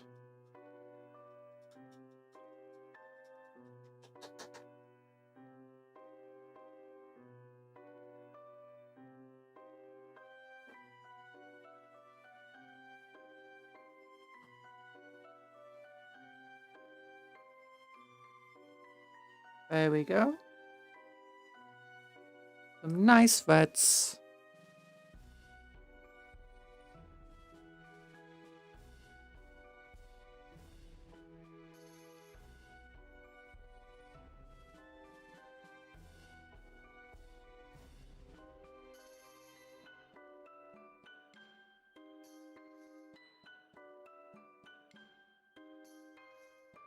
There you go.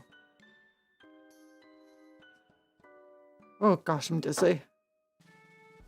Okay, now we need some skeleton hard. Oh, I don't need it. I want some skeleton hard. Skeleton hard, skeleton hard. Where are you, my skeleton hard? Actually, you know what I'm gonna do? I got the Reichland flesh shade out. Let's water down some Reichland flesh shade. How's that looking? Let's...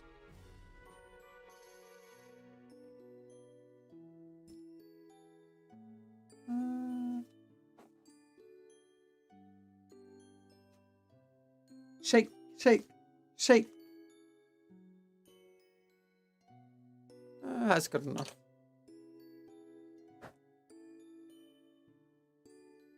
Yeah, there we go. Nice water. Oh, nice water. And then we go, not you. You. Oh.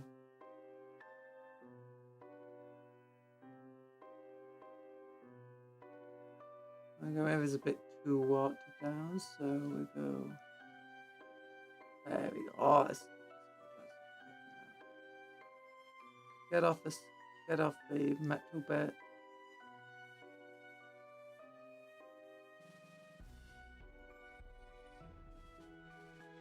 I don't want too much.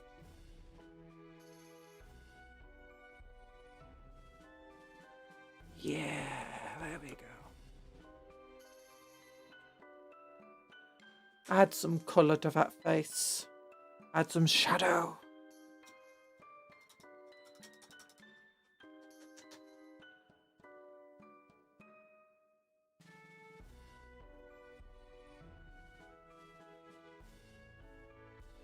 Okay, skeleton hard. That's next. Skeleton hard. Guillerman flesh. No, thank you. Carrion bird crimson. No, thank you. Skeleton hard. Last drag yellow.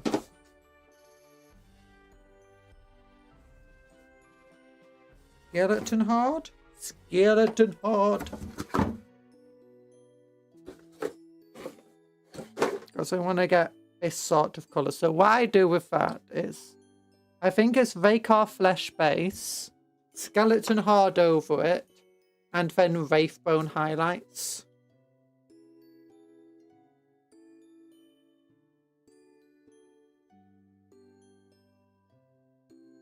Give it a good old shake. Good old shake.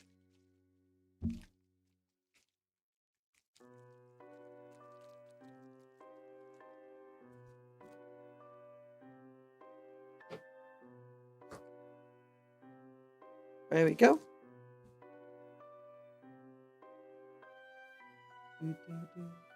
It's very yellowy colour is our skeleton hard. I doesn't want to grip the brush right now. Oh, there we go. We got it. We got it.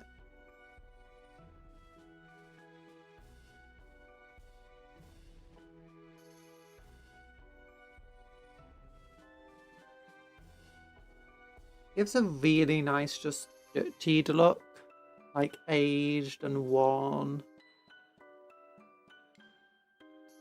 as well as helps give you some deep shadows.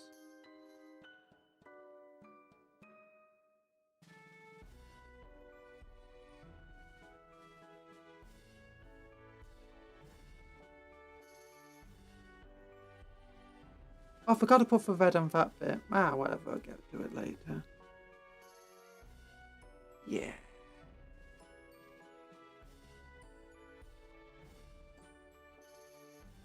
Pale yellowish brown. Very good.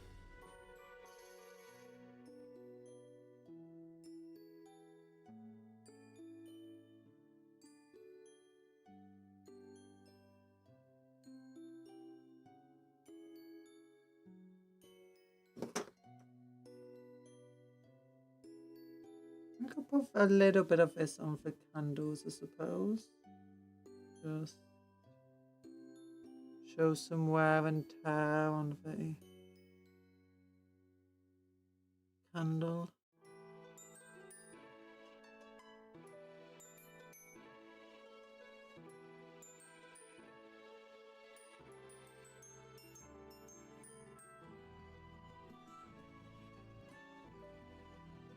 There we go.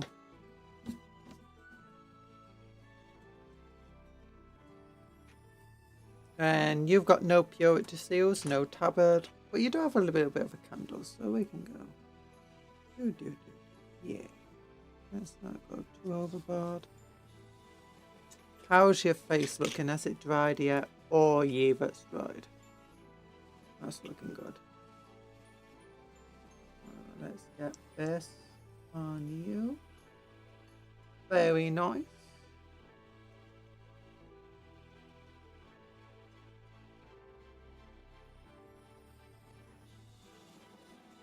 Now contrasts are really nice on fabric because generally on fabric you don't want nice solid colour. You want it to go a bit more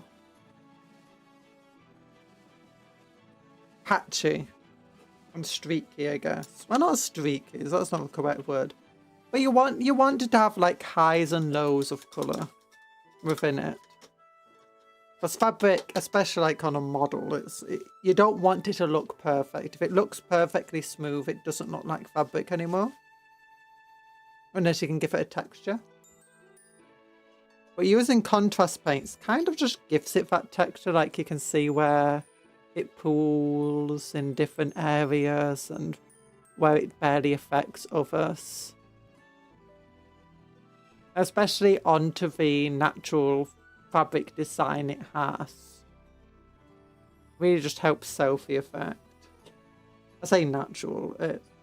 The design that they gave it to try and mimic metal to begin and fabric to begin with. There we go.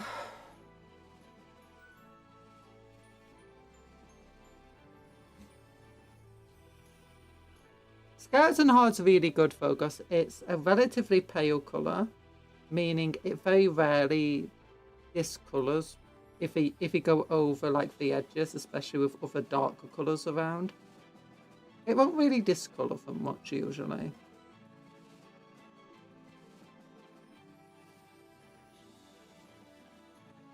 Now this is a power sword, and we'll do a lightning effect on that at some point, but not now. I think lightning effect wants to be one of the last things we do. We can do the blades of the chainswords as well. I just realised there's a bit of yellow there I missed. Now I'll do the blades of the chainswords while I'm thinking about it. I don't mind too much about trying to be too accurate with the chainsaw blades because I imagine around the edges of a chainsword anyway, the paint on the blue flat bit is just going to be flecking away and getting damaged from use. So accuracy is not important at all. In fact, being a bit inaccurate is going to be useful, especially since we're going to be getting things like known oil on these chainsaw blades anyway. Anything you can just go a bit like that. And secondly, I'm just going to be going over doing edge highlighting with lighter blues like Cowgar blue and Baharov blue anyway. And then adding grime to it.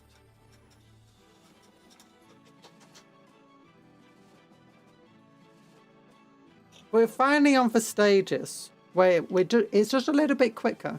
It's a little bit quicker going now. Because the basing always takes forever. Getting just the base colours done. Getting the really exacting details is also pretty time consuming, but with these mass infantry models, there's not too many exacting details outside of the eyes to do.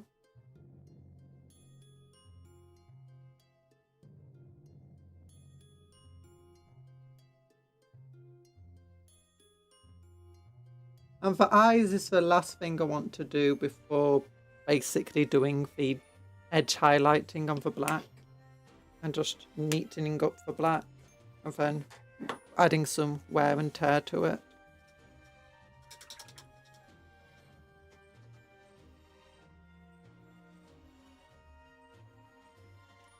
Where's my iodine yellow gone? It's over there, right next to my red.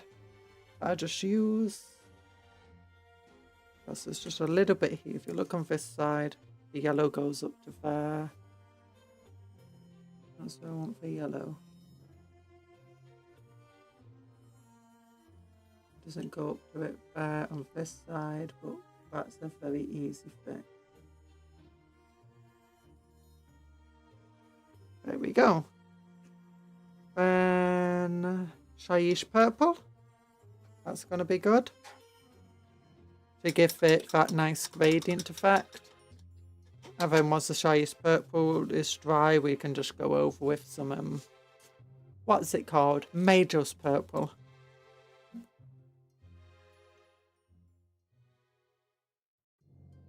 But yeah, they're actually kind of coming along now. I think I want to do the Wraithbone next on these things. And then do the gold colours, then the bronze colours. Then we'll do some washes and highlighting.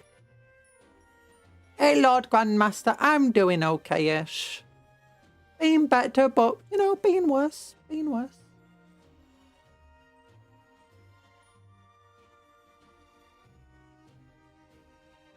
But let's get some Shaiish purple. Might as well do the Shaiish purple before the gold, because it's otherwise just going to go over the gold. And Shaiish purple is very, very dark. It's almost black.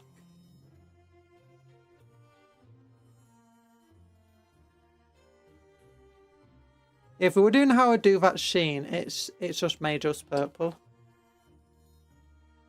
Not Ardcoat. Ardcoat is a bit too bright for my liking. Well, at least for that stuff.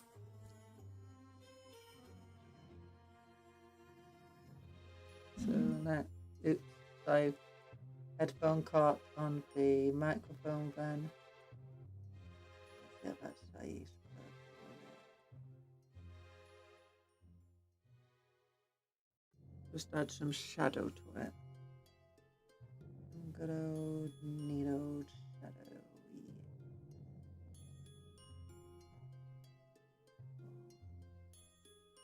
There we go.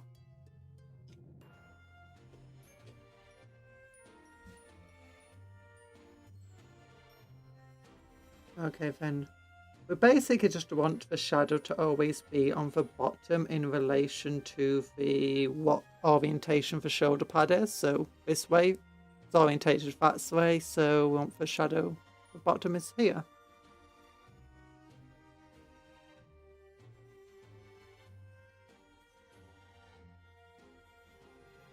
But it does go a bit into the light to give it that sort of gemstone-y effect.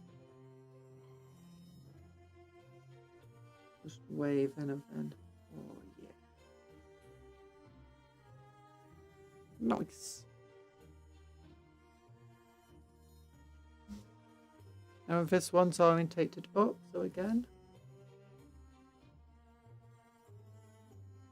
Goes on the bottom. Goes and we go up around the corners and edges. And then up in the center a little bit. And then just use a finger to create a gradient. Could do a sponge, but you know, fingers just as good. Especially when you got gloves on. Nice. Oh, I didn't do the silver on his head. Yeah, oh, and I've not done the yellow there on his wrist. Ooh, missed some spaces. What the great thing about missing spaces is that it's very easy to fix. You just paint where you missed. A lot easier to fix than going over the lines, as it were. Boss it. No, don't boss me about.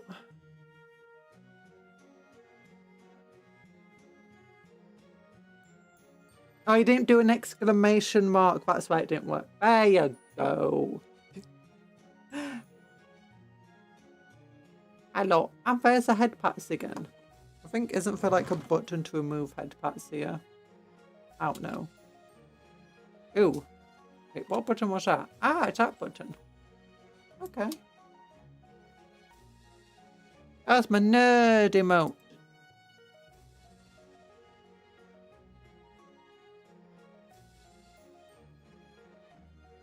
Muscles. 19 seconds, you know. Oh, right, that's the wrong one. There you go, free. I'll do it for free. Yeah.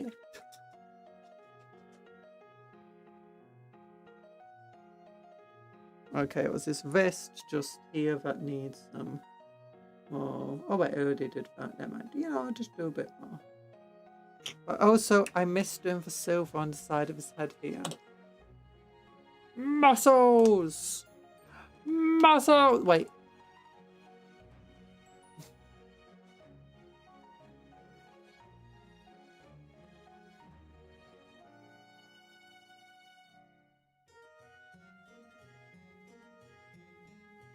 There we go. Yeah.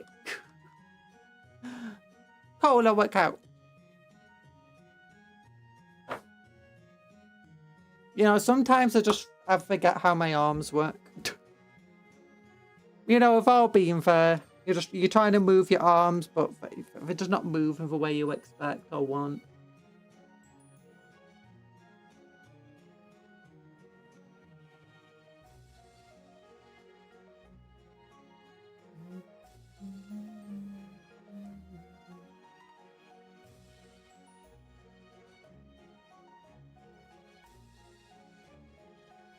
Oh gosh.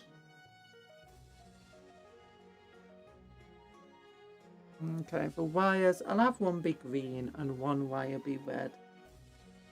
That'll be good.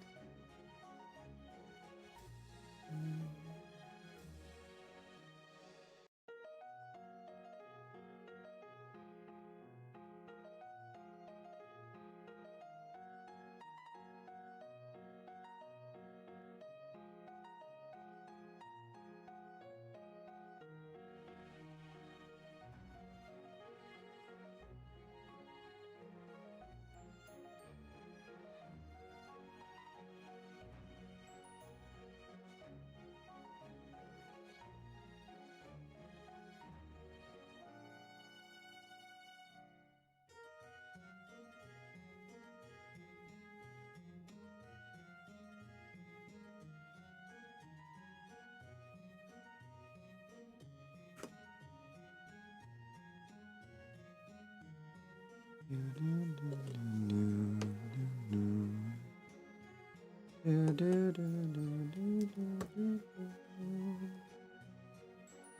this I remember wanted this tube to be red. Oh my gosh, that was a very strong red. It can go over black. Never realised that. Oh, whatever. I can just get some black onto that later. And when I'm thinking about it, I want to do this as well.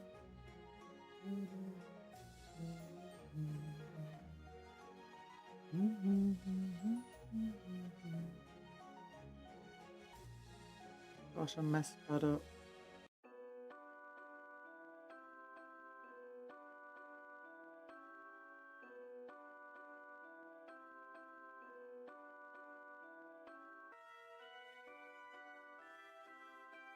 I'm gonna have to wait for that to dry anyway before I can fix that, but that's fine. Because I can just do some of red and black anyway.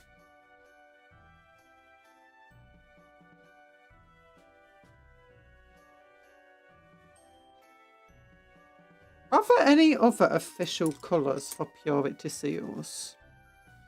Because I only ever see red purity seals. In theory, you could have like golden purity seals, black, blue, all sorts of colours. You don't really see them. Other than black. I'm gonna want a green.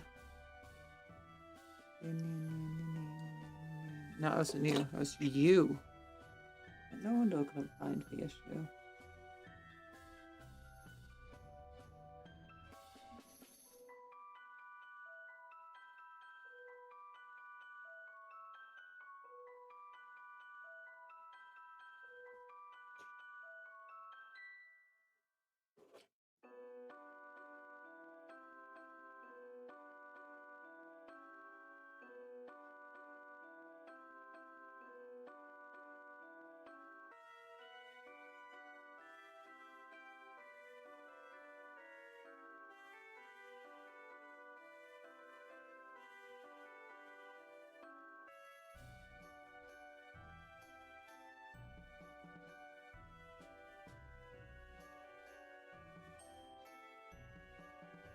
Very, very careful. Oh my gosh. Magnifying. Can't even see what I'm doing without magnifying glass right now. Re-angle.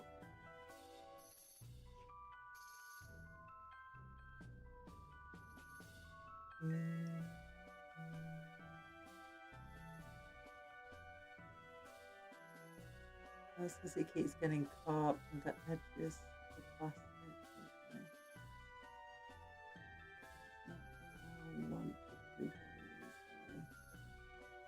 Makes sense, I guess.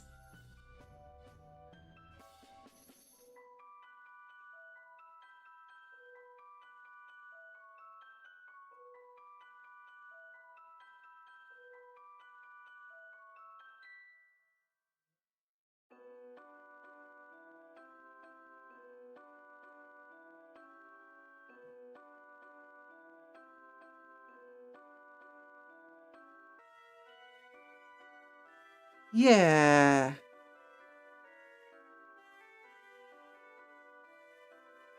Just get over to here.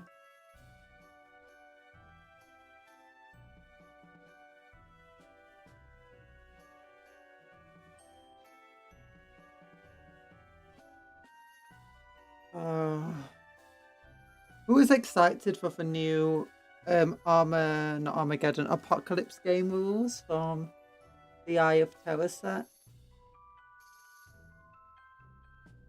And the new Defiler coming out, and the new Knight. If a rumored leaked prices are true, the Knight is a bit more expensive than expected, and Defiler, it's still expensive, but it's kind of cheaper than what I expected, if I'm entirely honest. And the old Defiler was like 50 quid. That's an ancient model.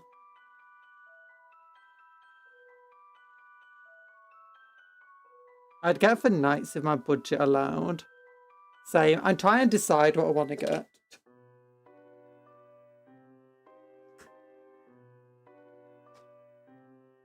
I kind of want to get the new Knight box set. I kind of want to get the new Knight. I'm going to definitely get the new Defiler because I think that's the thing people are most excited for and I should be showing on my channel. I do want a couple of them. I've always loved the Defilers. Knights are good because, yeah, you can use them in other armies. And if this Knight is cheaper points-wise, like significantly, it might find a lot of use in other armies. It's not quite as tough, but it still has a lot of firepower. And it is extremely fast.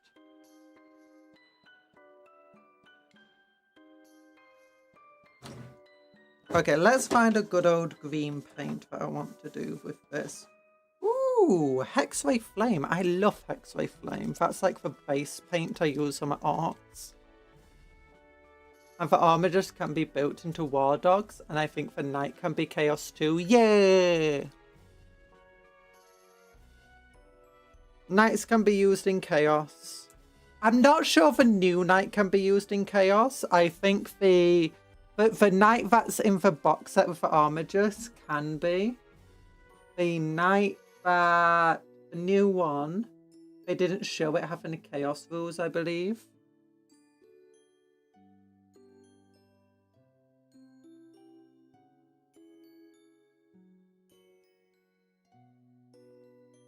Okay, Hexwave is just not thick enough to cover the metal. Okay. Well then, I can just get a different green out then. Like Warpstone Glow. Hi Chaplain, how you doing? And then I think I might have to take a couple of minutes break just to get myself situated a bit. You know, rest my eyes. Rest my eyes.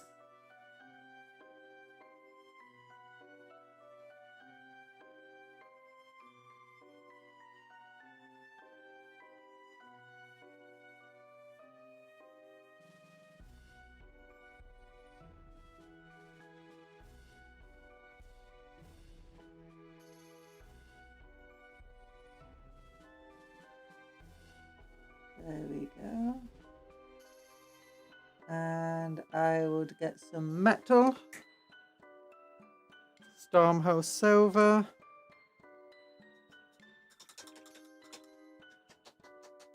You're sick but hanging in there, tummy bug. No!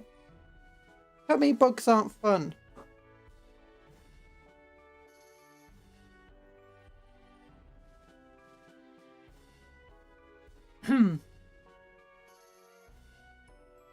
My throat is painful.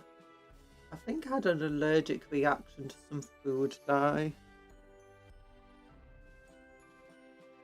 My throat was really painful and felt swollen last night. But it feels a bit better now, but it's still not great.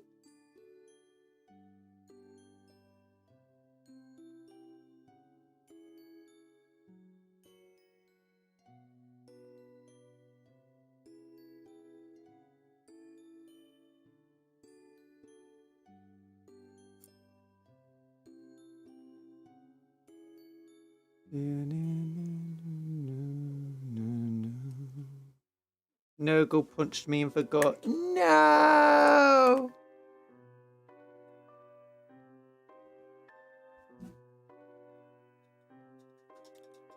That's not fun. Okay. So he's got some wires. We've not done any of the eyes yet, but that's fine. I just want to...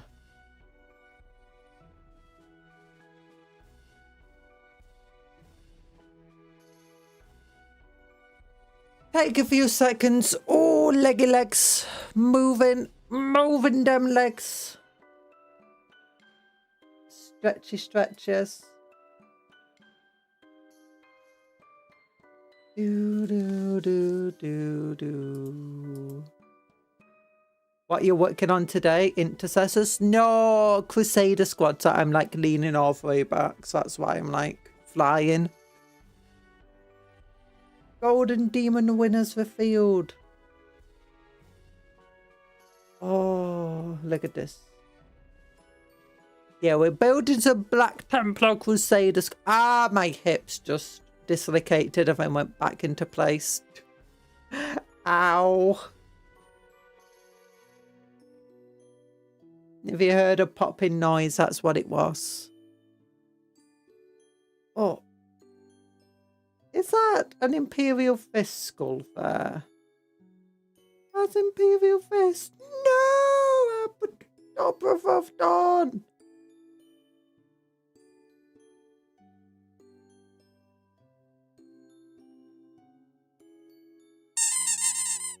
Ow.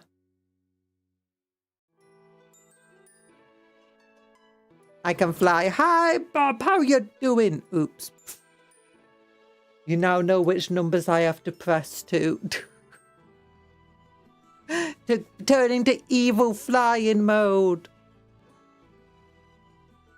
Oh, so he's got a combi rocket launcher. I wonder if that's just going to be a generic weird thing that we do with combi weapons at the moment. Have they got to give us back the old-fashioned combi weapons? Custom. It probably counts as a custom shooter, and it's probably going to have like really strong stats. He's got a classic Mark 7 helmets on his boss pole. Perhaps on one of a brand new intercessor that we showed off last week. Even got a little squig buddy. New squigs. Comprehensive guide to squigs. Squig burger. Targeting squigs. Medical squigs. Squiggers. I love squiggers. Squidgens. Squidgens. Shaking my head. I just been paid to load. I miss the old combi so badly. Yeah, the new combi weapons seem just to be worse than normal bolters 99% of the time.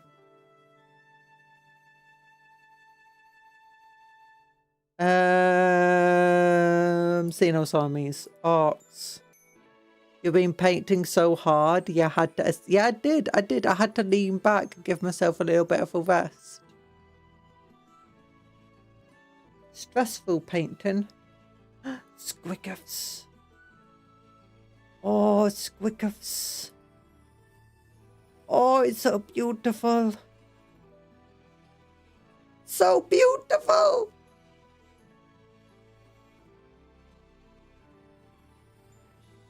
How expensive? £345. Someone, so I loan me £345. I'll pay you back in squiggers. And 50 pence. This doesn't look anything like the squigger from Dawn of War 1. Well, this is a gargantuan squigger. Also, this is older than the Dawn of War 1. I should build my battle wagon. Battle wagon. We built a battle wagon and it has to be used as a battle fortress because it's too big. It's too big. Stomper. Truck. Have you seen the new Arc truck that they released? Or that they announced? The new Arc truck looks great. Yeah. Yeah. New Arc truck. Just down here. Just down here. Look. Oh, look. Arc truck. Arc truck. So cool. No squigger for 20 years. Yeah. Oh, I love this. I love this. Orcs were like, we want new grot tanks. And the Imperium got grot tanks instead. I do like how they're going for a more modernistic Cold War vibe. It's like late Cold War mixed with WW2 kind of vibe for the guardsmen now. I wonder if we're going to get new Lehman Russes. Also, apparently, if you look at the Rogel Dawn, the bottom of a Rogel Dawn just doesn't have a bottom.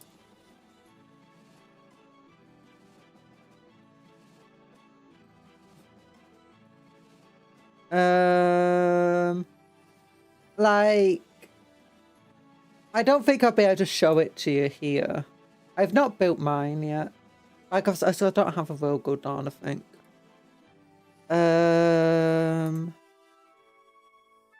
But yeah, can we see the bottom? You can't see it on these images. But yeah, if you look, here's all the tracks and stuff. There's the top parts. But if you look here, there's like, there's no bottom pieces. So it's just hollow at the bottom. You'd have to trust me, guys. Yeah, but look at the spoof. There's like no big square piece that goes at the bottom of it. It's probably just to save so that they could keep it on only 3 spoofs, which is still very expensive. I mean, they are big vehicle spoofs, so it kind of makes sense.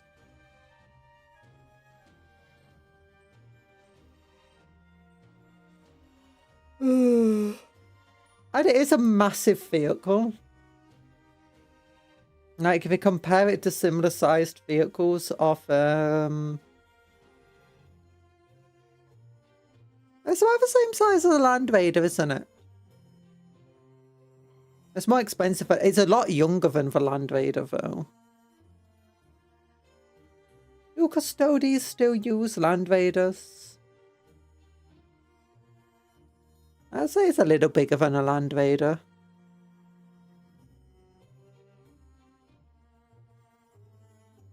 It's not too far off being a blooming Baneblade in size.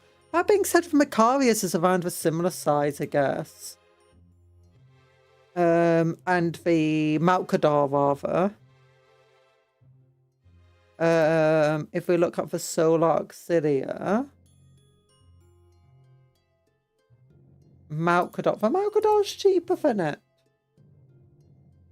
And it's about a similar size. Maybe ever so slightly smaller. How many spoos does it have? It has... Well, it has 1 big spoo, 2 big spoo, 3... But yeah, see, this one, it has that big old square piece that goes at the bottom, or rectangular, rather. Yeah, this has 4 big spoos. And then... 2 of them, maybe? Yeah, I think 2 of them. And it's cheaper. Is that just because it's Heresy and Heresy is slightly cheaper than 40k? Or is it because it just has no spare weaponry? Actually, no, it's probably because the amount of work that I had to go into designing it was much, much less. Because the Malkador is based on a Forge Road tank.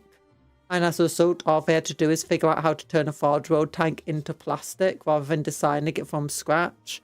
Where the Rogel Dawn was designed completely from scratch and as a result had a more expensive start up to it. Comparatively, the armoured transport is the same price as a Malkador. And, oh no, this was also based on an old Forge Road model, isn't it? Yeah, all of these tanks are pretty much based on all Forge Road ones. That just uses the Lehman Rush, actually. So, yeah. You want us to imagine a whole model? You think us too smart, lower than... you told me you can imagine an apple in your mind and you can turn the apple around. And you said that's impressive. It's not impressive, but... Oh, that being said, I was reading a bit of, you know, Trizen, or what's it called? For Infinite and for Define, that's it. And it's an annotated edition.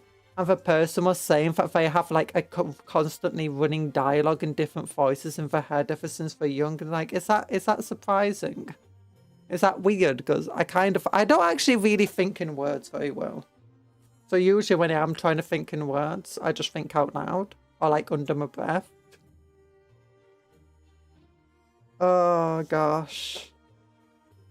I do think in words a bit. It just takes a bit more effort than Just thinking, like normally when I'm thinking, it's weird. It's weird. It doesn't always go straight into words. But it's not like thinking in pictures either. I mean, I have a lot of pictures in my brain.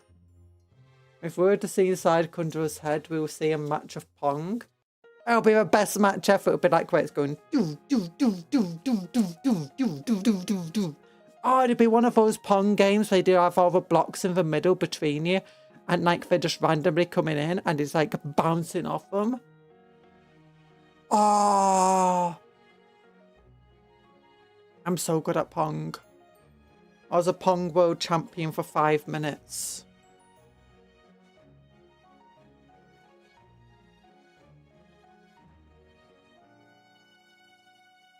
Okay, what do I want to do? I want to do the Faith Bone first. How's that? Is that not dry yet? I'm going a bit too overboard with the paint into here. I was wondering about that early on.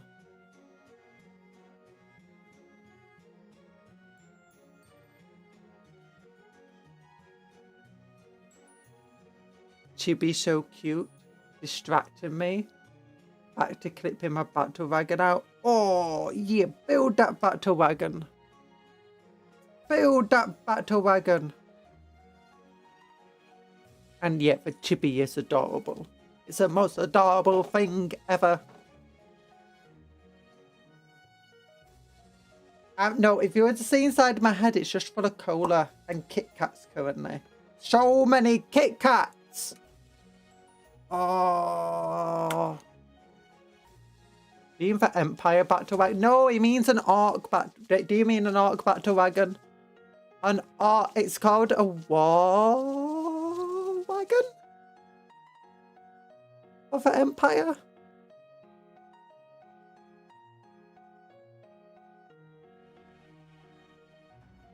I imagine you mean an Orc Battle Wagon. Orc Gun Wagon with Zap Gun. Oh, yeah. Zap Guns are just last cannons. Just more random. I wonder what the guy with 12 tons of Kit Kats is doing right now. Must be like all sunshine and rainbows. Maybe. You never know. You never know. Maybe for like an evil person. Maybe it's Nestle just doing insurance fraud.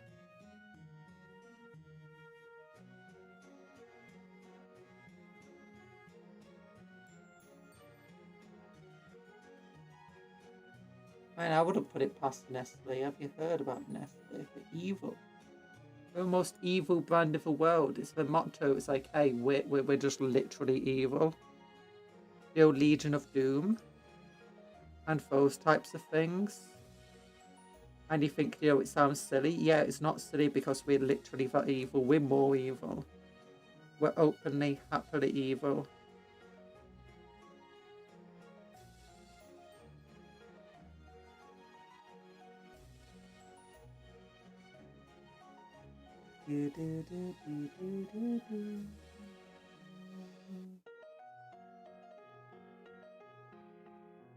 It's a very long motto, if I'm entirely honest with you. I mean, it's not the best motto. But, I mean, it's a motto. Everyone has a motto. It's clearly one they're passionate about. Can't fault them for that. Oh.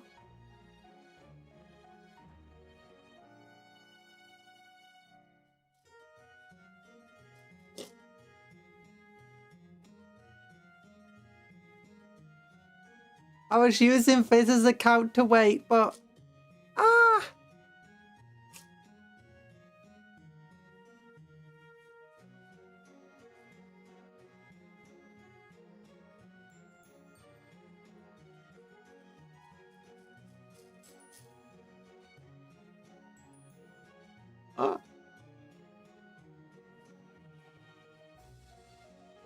he's having a Breaking Bad moment.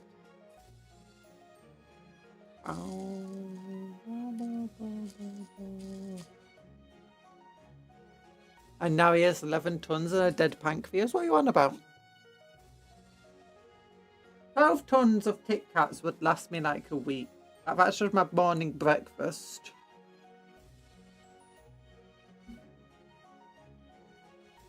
I mean, I'd ration them obviously to last a week.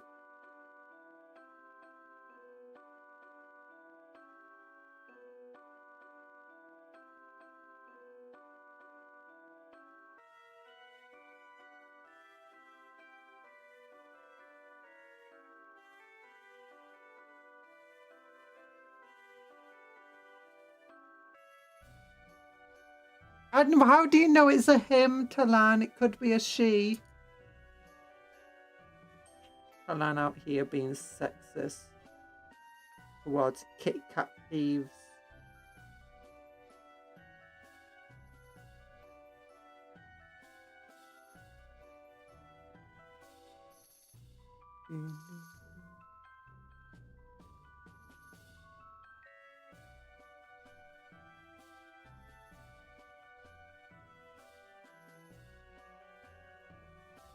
Wow, I might actually be a bad... Yeah, see? See?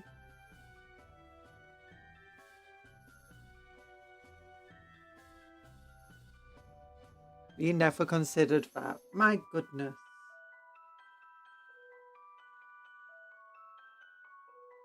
And technically you did, because she accused me of it like 3 times now.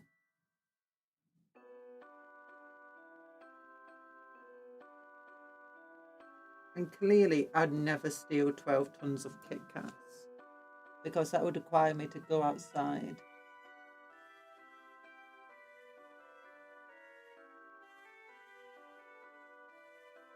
Unless obviously I just planned the entire thing and used phones.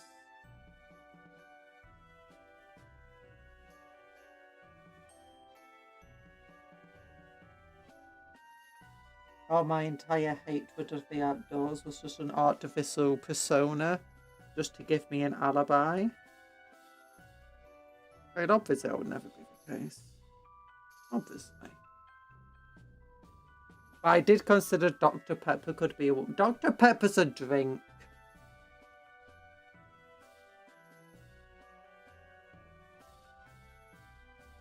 And Colonel Sanders is a chicken. A Kentucky Fried one, to be exact. Your mom's a drink? No, she's not. She's a cupcake.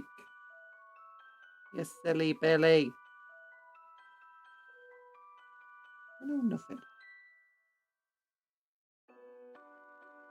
Nice.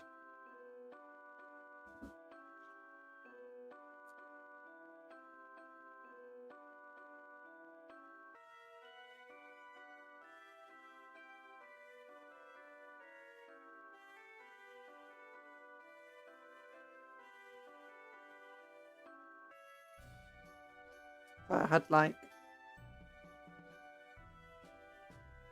lip thing.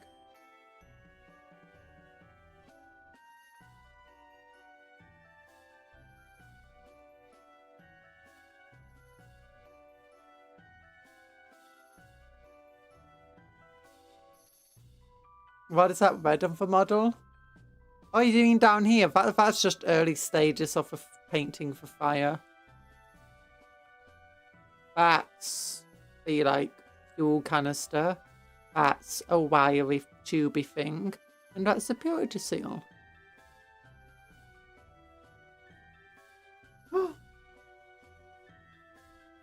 That it got distracted by spinny thing again. People should not leave spinny things near me. And by people I mean me precisely.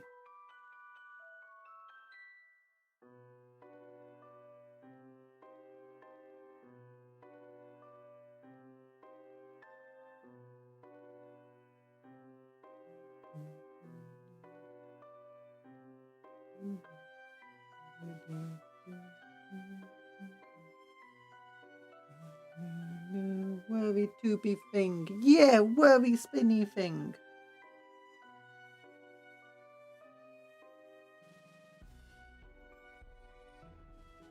Spinny thing, spinny, spinny, spin, spin, spin, spinny thing.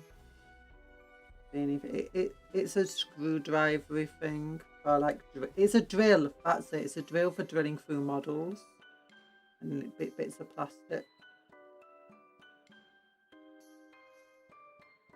Some army painter, I believe, if I remember correctly.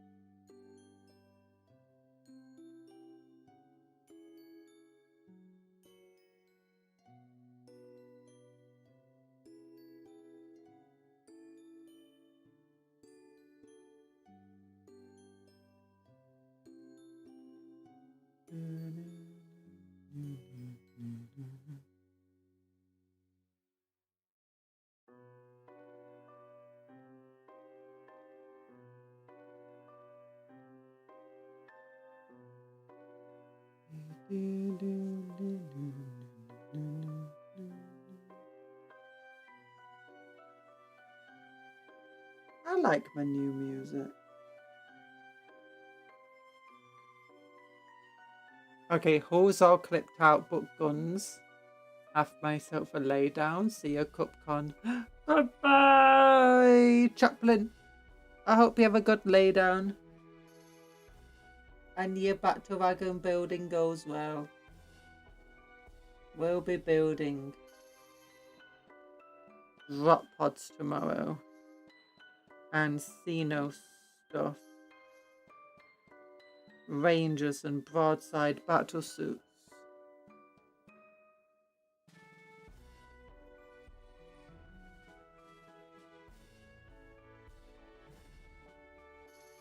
There you go.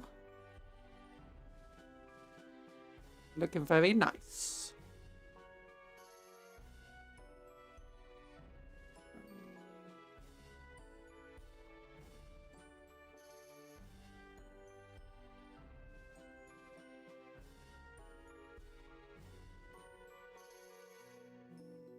No.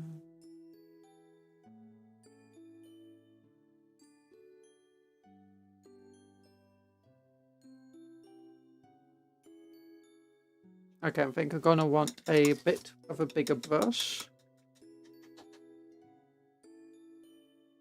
for this.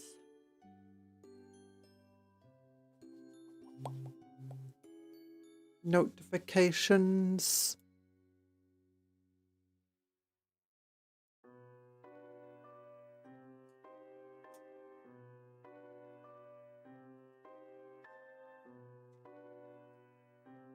There we go. Next size of brush up will be a little bit better for this larger surface.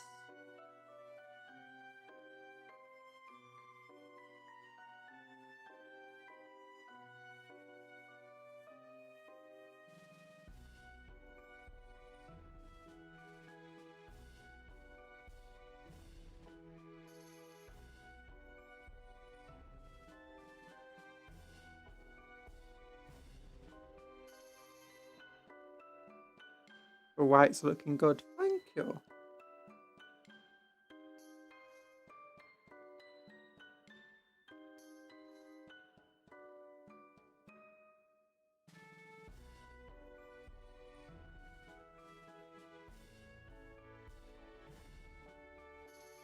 As in for white you're painting. Thanks. I mean, I assumed that's what you meant.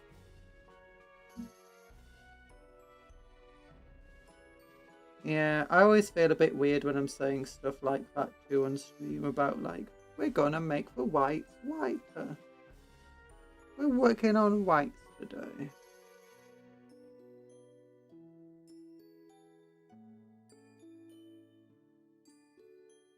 This is less white and more of a beigey colour, to be honest.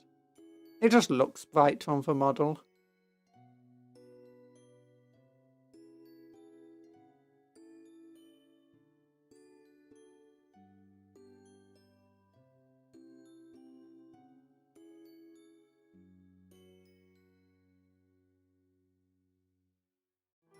Yeah, this is how comedy plots about accidentally joining hate groups start.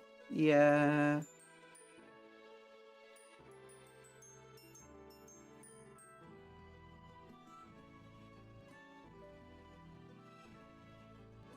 It's like every single time I end up accidentally putting onto a black, like, you know, the wrong colour, and then I'm going to have to correct it. So then I'm like, I have to correct the blacks. I'm like, no!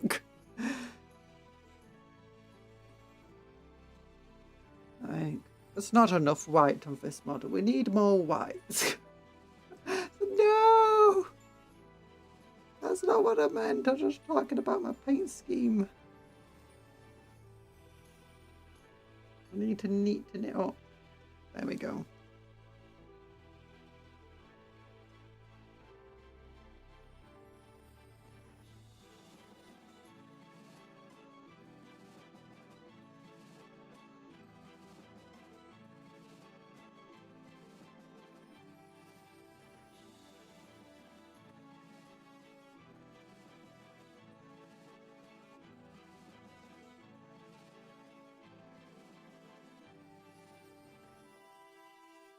There we go. Oof.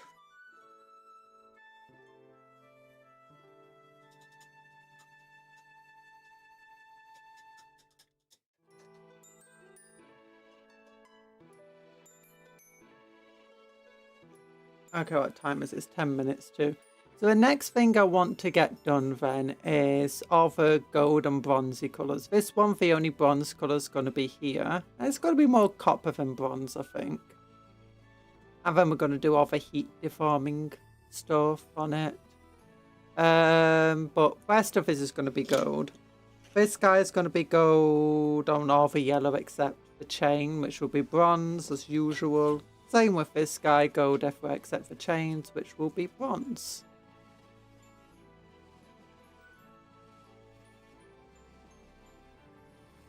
Then after that, we need to neaten up the shoulder pads a bit. Oh, let's put some Major's purple on this while I'm thinking about it. I think I'm going to buy another single Space Marine and paint in blueberry colours. Or like ultramarines or actual blueberry. I have a Blood Angel and Imperial Fist. It just feels empty without the blueberry boys. Oh, you should eventually get one of every single chapter. Or maybe not every chapter, but do you know, all of the Loyalist Legions.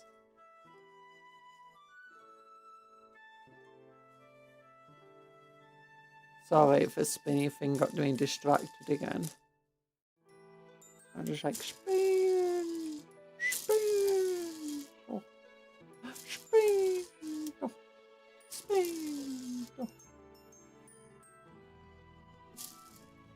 Yeah. Oh, hi, Night Parade. Be distracted.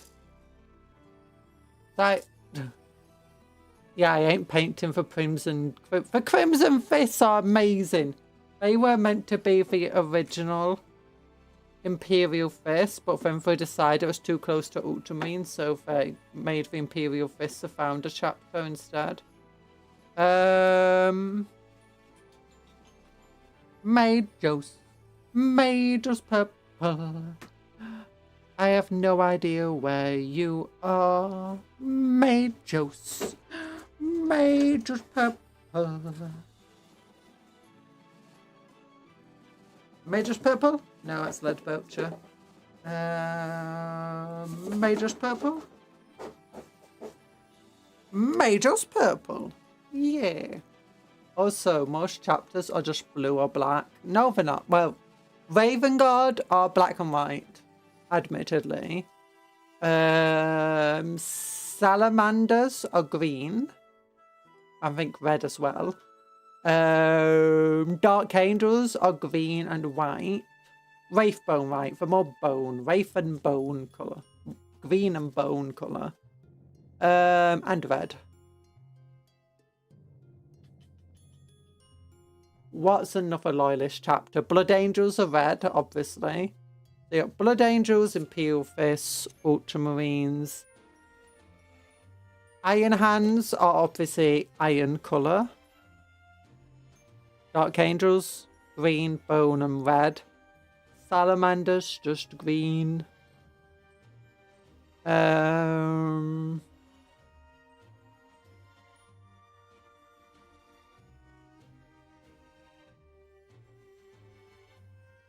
There's more! White scars are white, Raven Guard are black and white. Well, white scars are more like white and red. Then there's got to be another one. There's got to be another loyalist chapter. That's like founding chapter. I swear there's like at least a 9th one. Soul drinkers, both for old renegades. The new ones are purple. Yeah!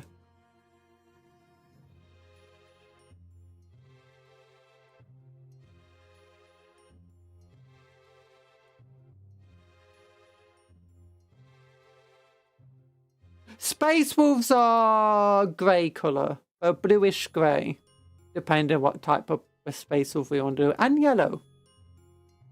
Let's look at the difference between salamanders. I've only got grey knights, which are silver coloured. Salamanders are bright green, and we've got some yellow on them, and for black. Oh, for black, bright green, and with a bit of yellow. And then you've got dark angels by comparison are a darker green, gold, red, black, and they often have a bone colour on them as well. Yeah.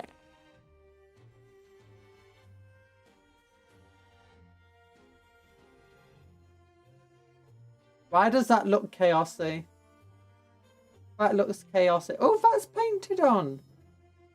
Ooh, that thing along the edge is painted on. You can tell by the slight miscolorations in it. Rather than being a transfer. Because I do think they have transfers like this, so you can just stick it on.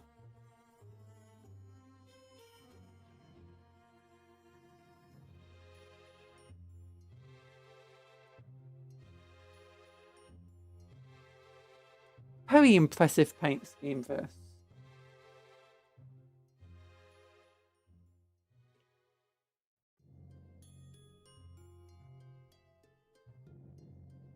Okay, Major's purple. That's what I was doing.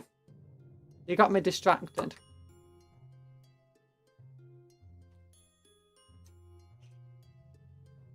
Major's purple.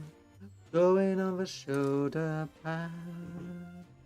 Major's purple.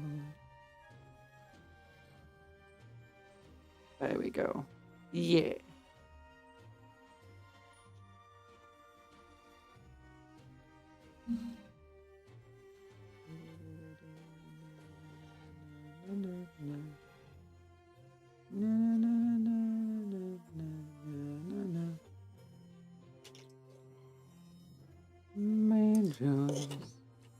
Major's purple. There's gonna be Christmas here.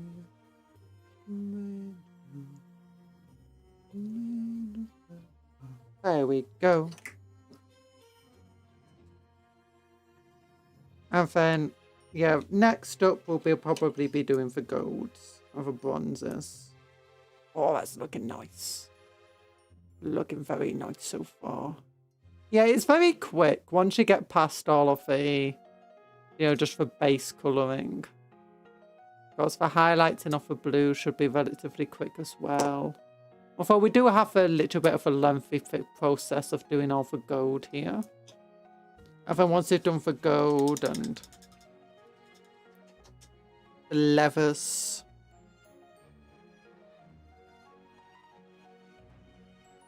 We'll have other stuff to do, but I think because I've had a few streams that have gone massively over time, I'll try to stick to the time with this one. Oh, rather than risk going over too much. I've got other stuff I want to do. Well, tomorrow we're going to be building some drop pods. And then after finishing them, we'll get some raiders done. And if we have some time, we'll build a broadside battle suit. Yay! After that, on Wednesday, we got some rogue trader. Yeah. That's very, very good stuff. And we'll be try to do a long stream. It depends how I feel. I'm going to try and get a good sleep tonight.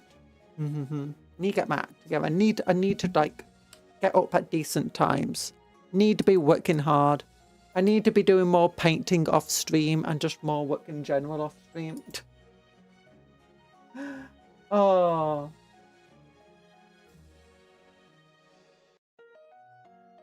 But yeah.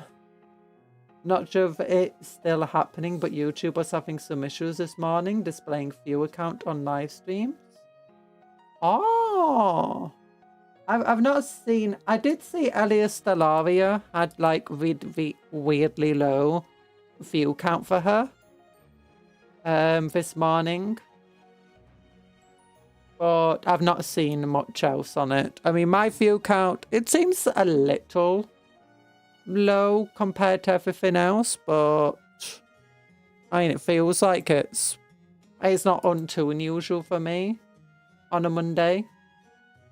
The car from HoloLive celebrating having 500 concurrent viewers. Oh. Yeah, I imagine it's mostly fixed now because I've not seen anything too weird today.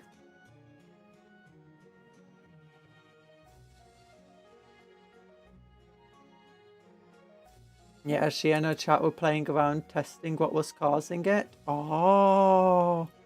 Yeah, it's probably just YouTube being weird. YouTube's a bit like... But it's been a bit weird lately.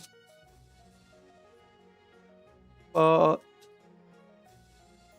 Sorry. This is why I usually have this hidden, because otherwise I'm just playing with it all the time on or off stream. You know, this is why fidget spinners are so popular. Oh yeah, maybe they are still having issues, maybe not. It doesn't seem too crazy for me. So, but, thank you for coming to the stream today. We'll be streaming tomorrow morning, and we might be going into the afternoon. It depends how I feel, like how deep we go into the afternoon. But I remember we're in British summertime now, so if you're not in Britain, the times of my streams might be a bit... an hour out from where they normally are. Gosh, we're in British summertime time zone now. It's sad. It's sad. It's mean. It means it's getting warmer. I don't like the warmth. It's too warm. Don't make it warm. Well, big old love hearts to you all. Hope you have a good rest of your day. Remember to work hard but play harder. Take care of yourself and be kind to others and vice versa. Eat good food. Sleep well, dream of cupcakes, but don't eat for cupcake because they're friends, not food. Yeah, goodbye everyone. And hopefully there's going to be more reviews tomorrow. Like, actually an exciting one. Smash! Love you all. And don't forget to like the stream if you haven't already. And hello back.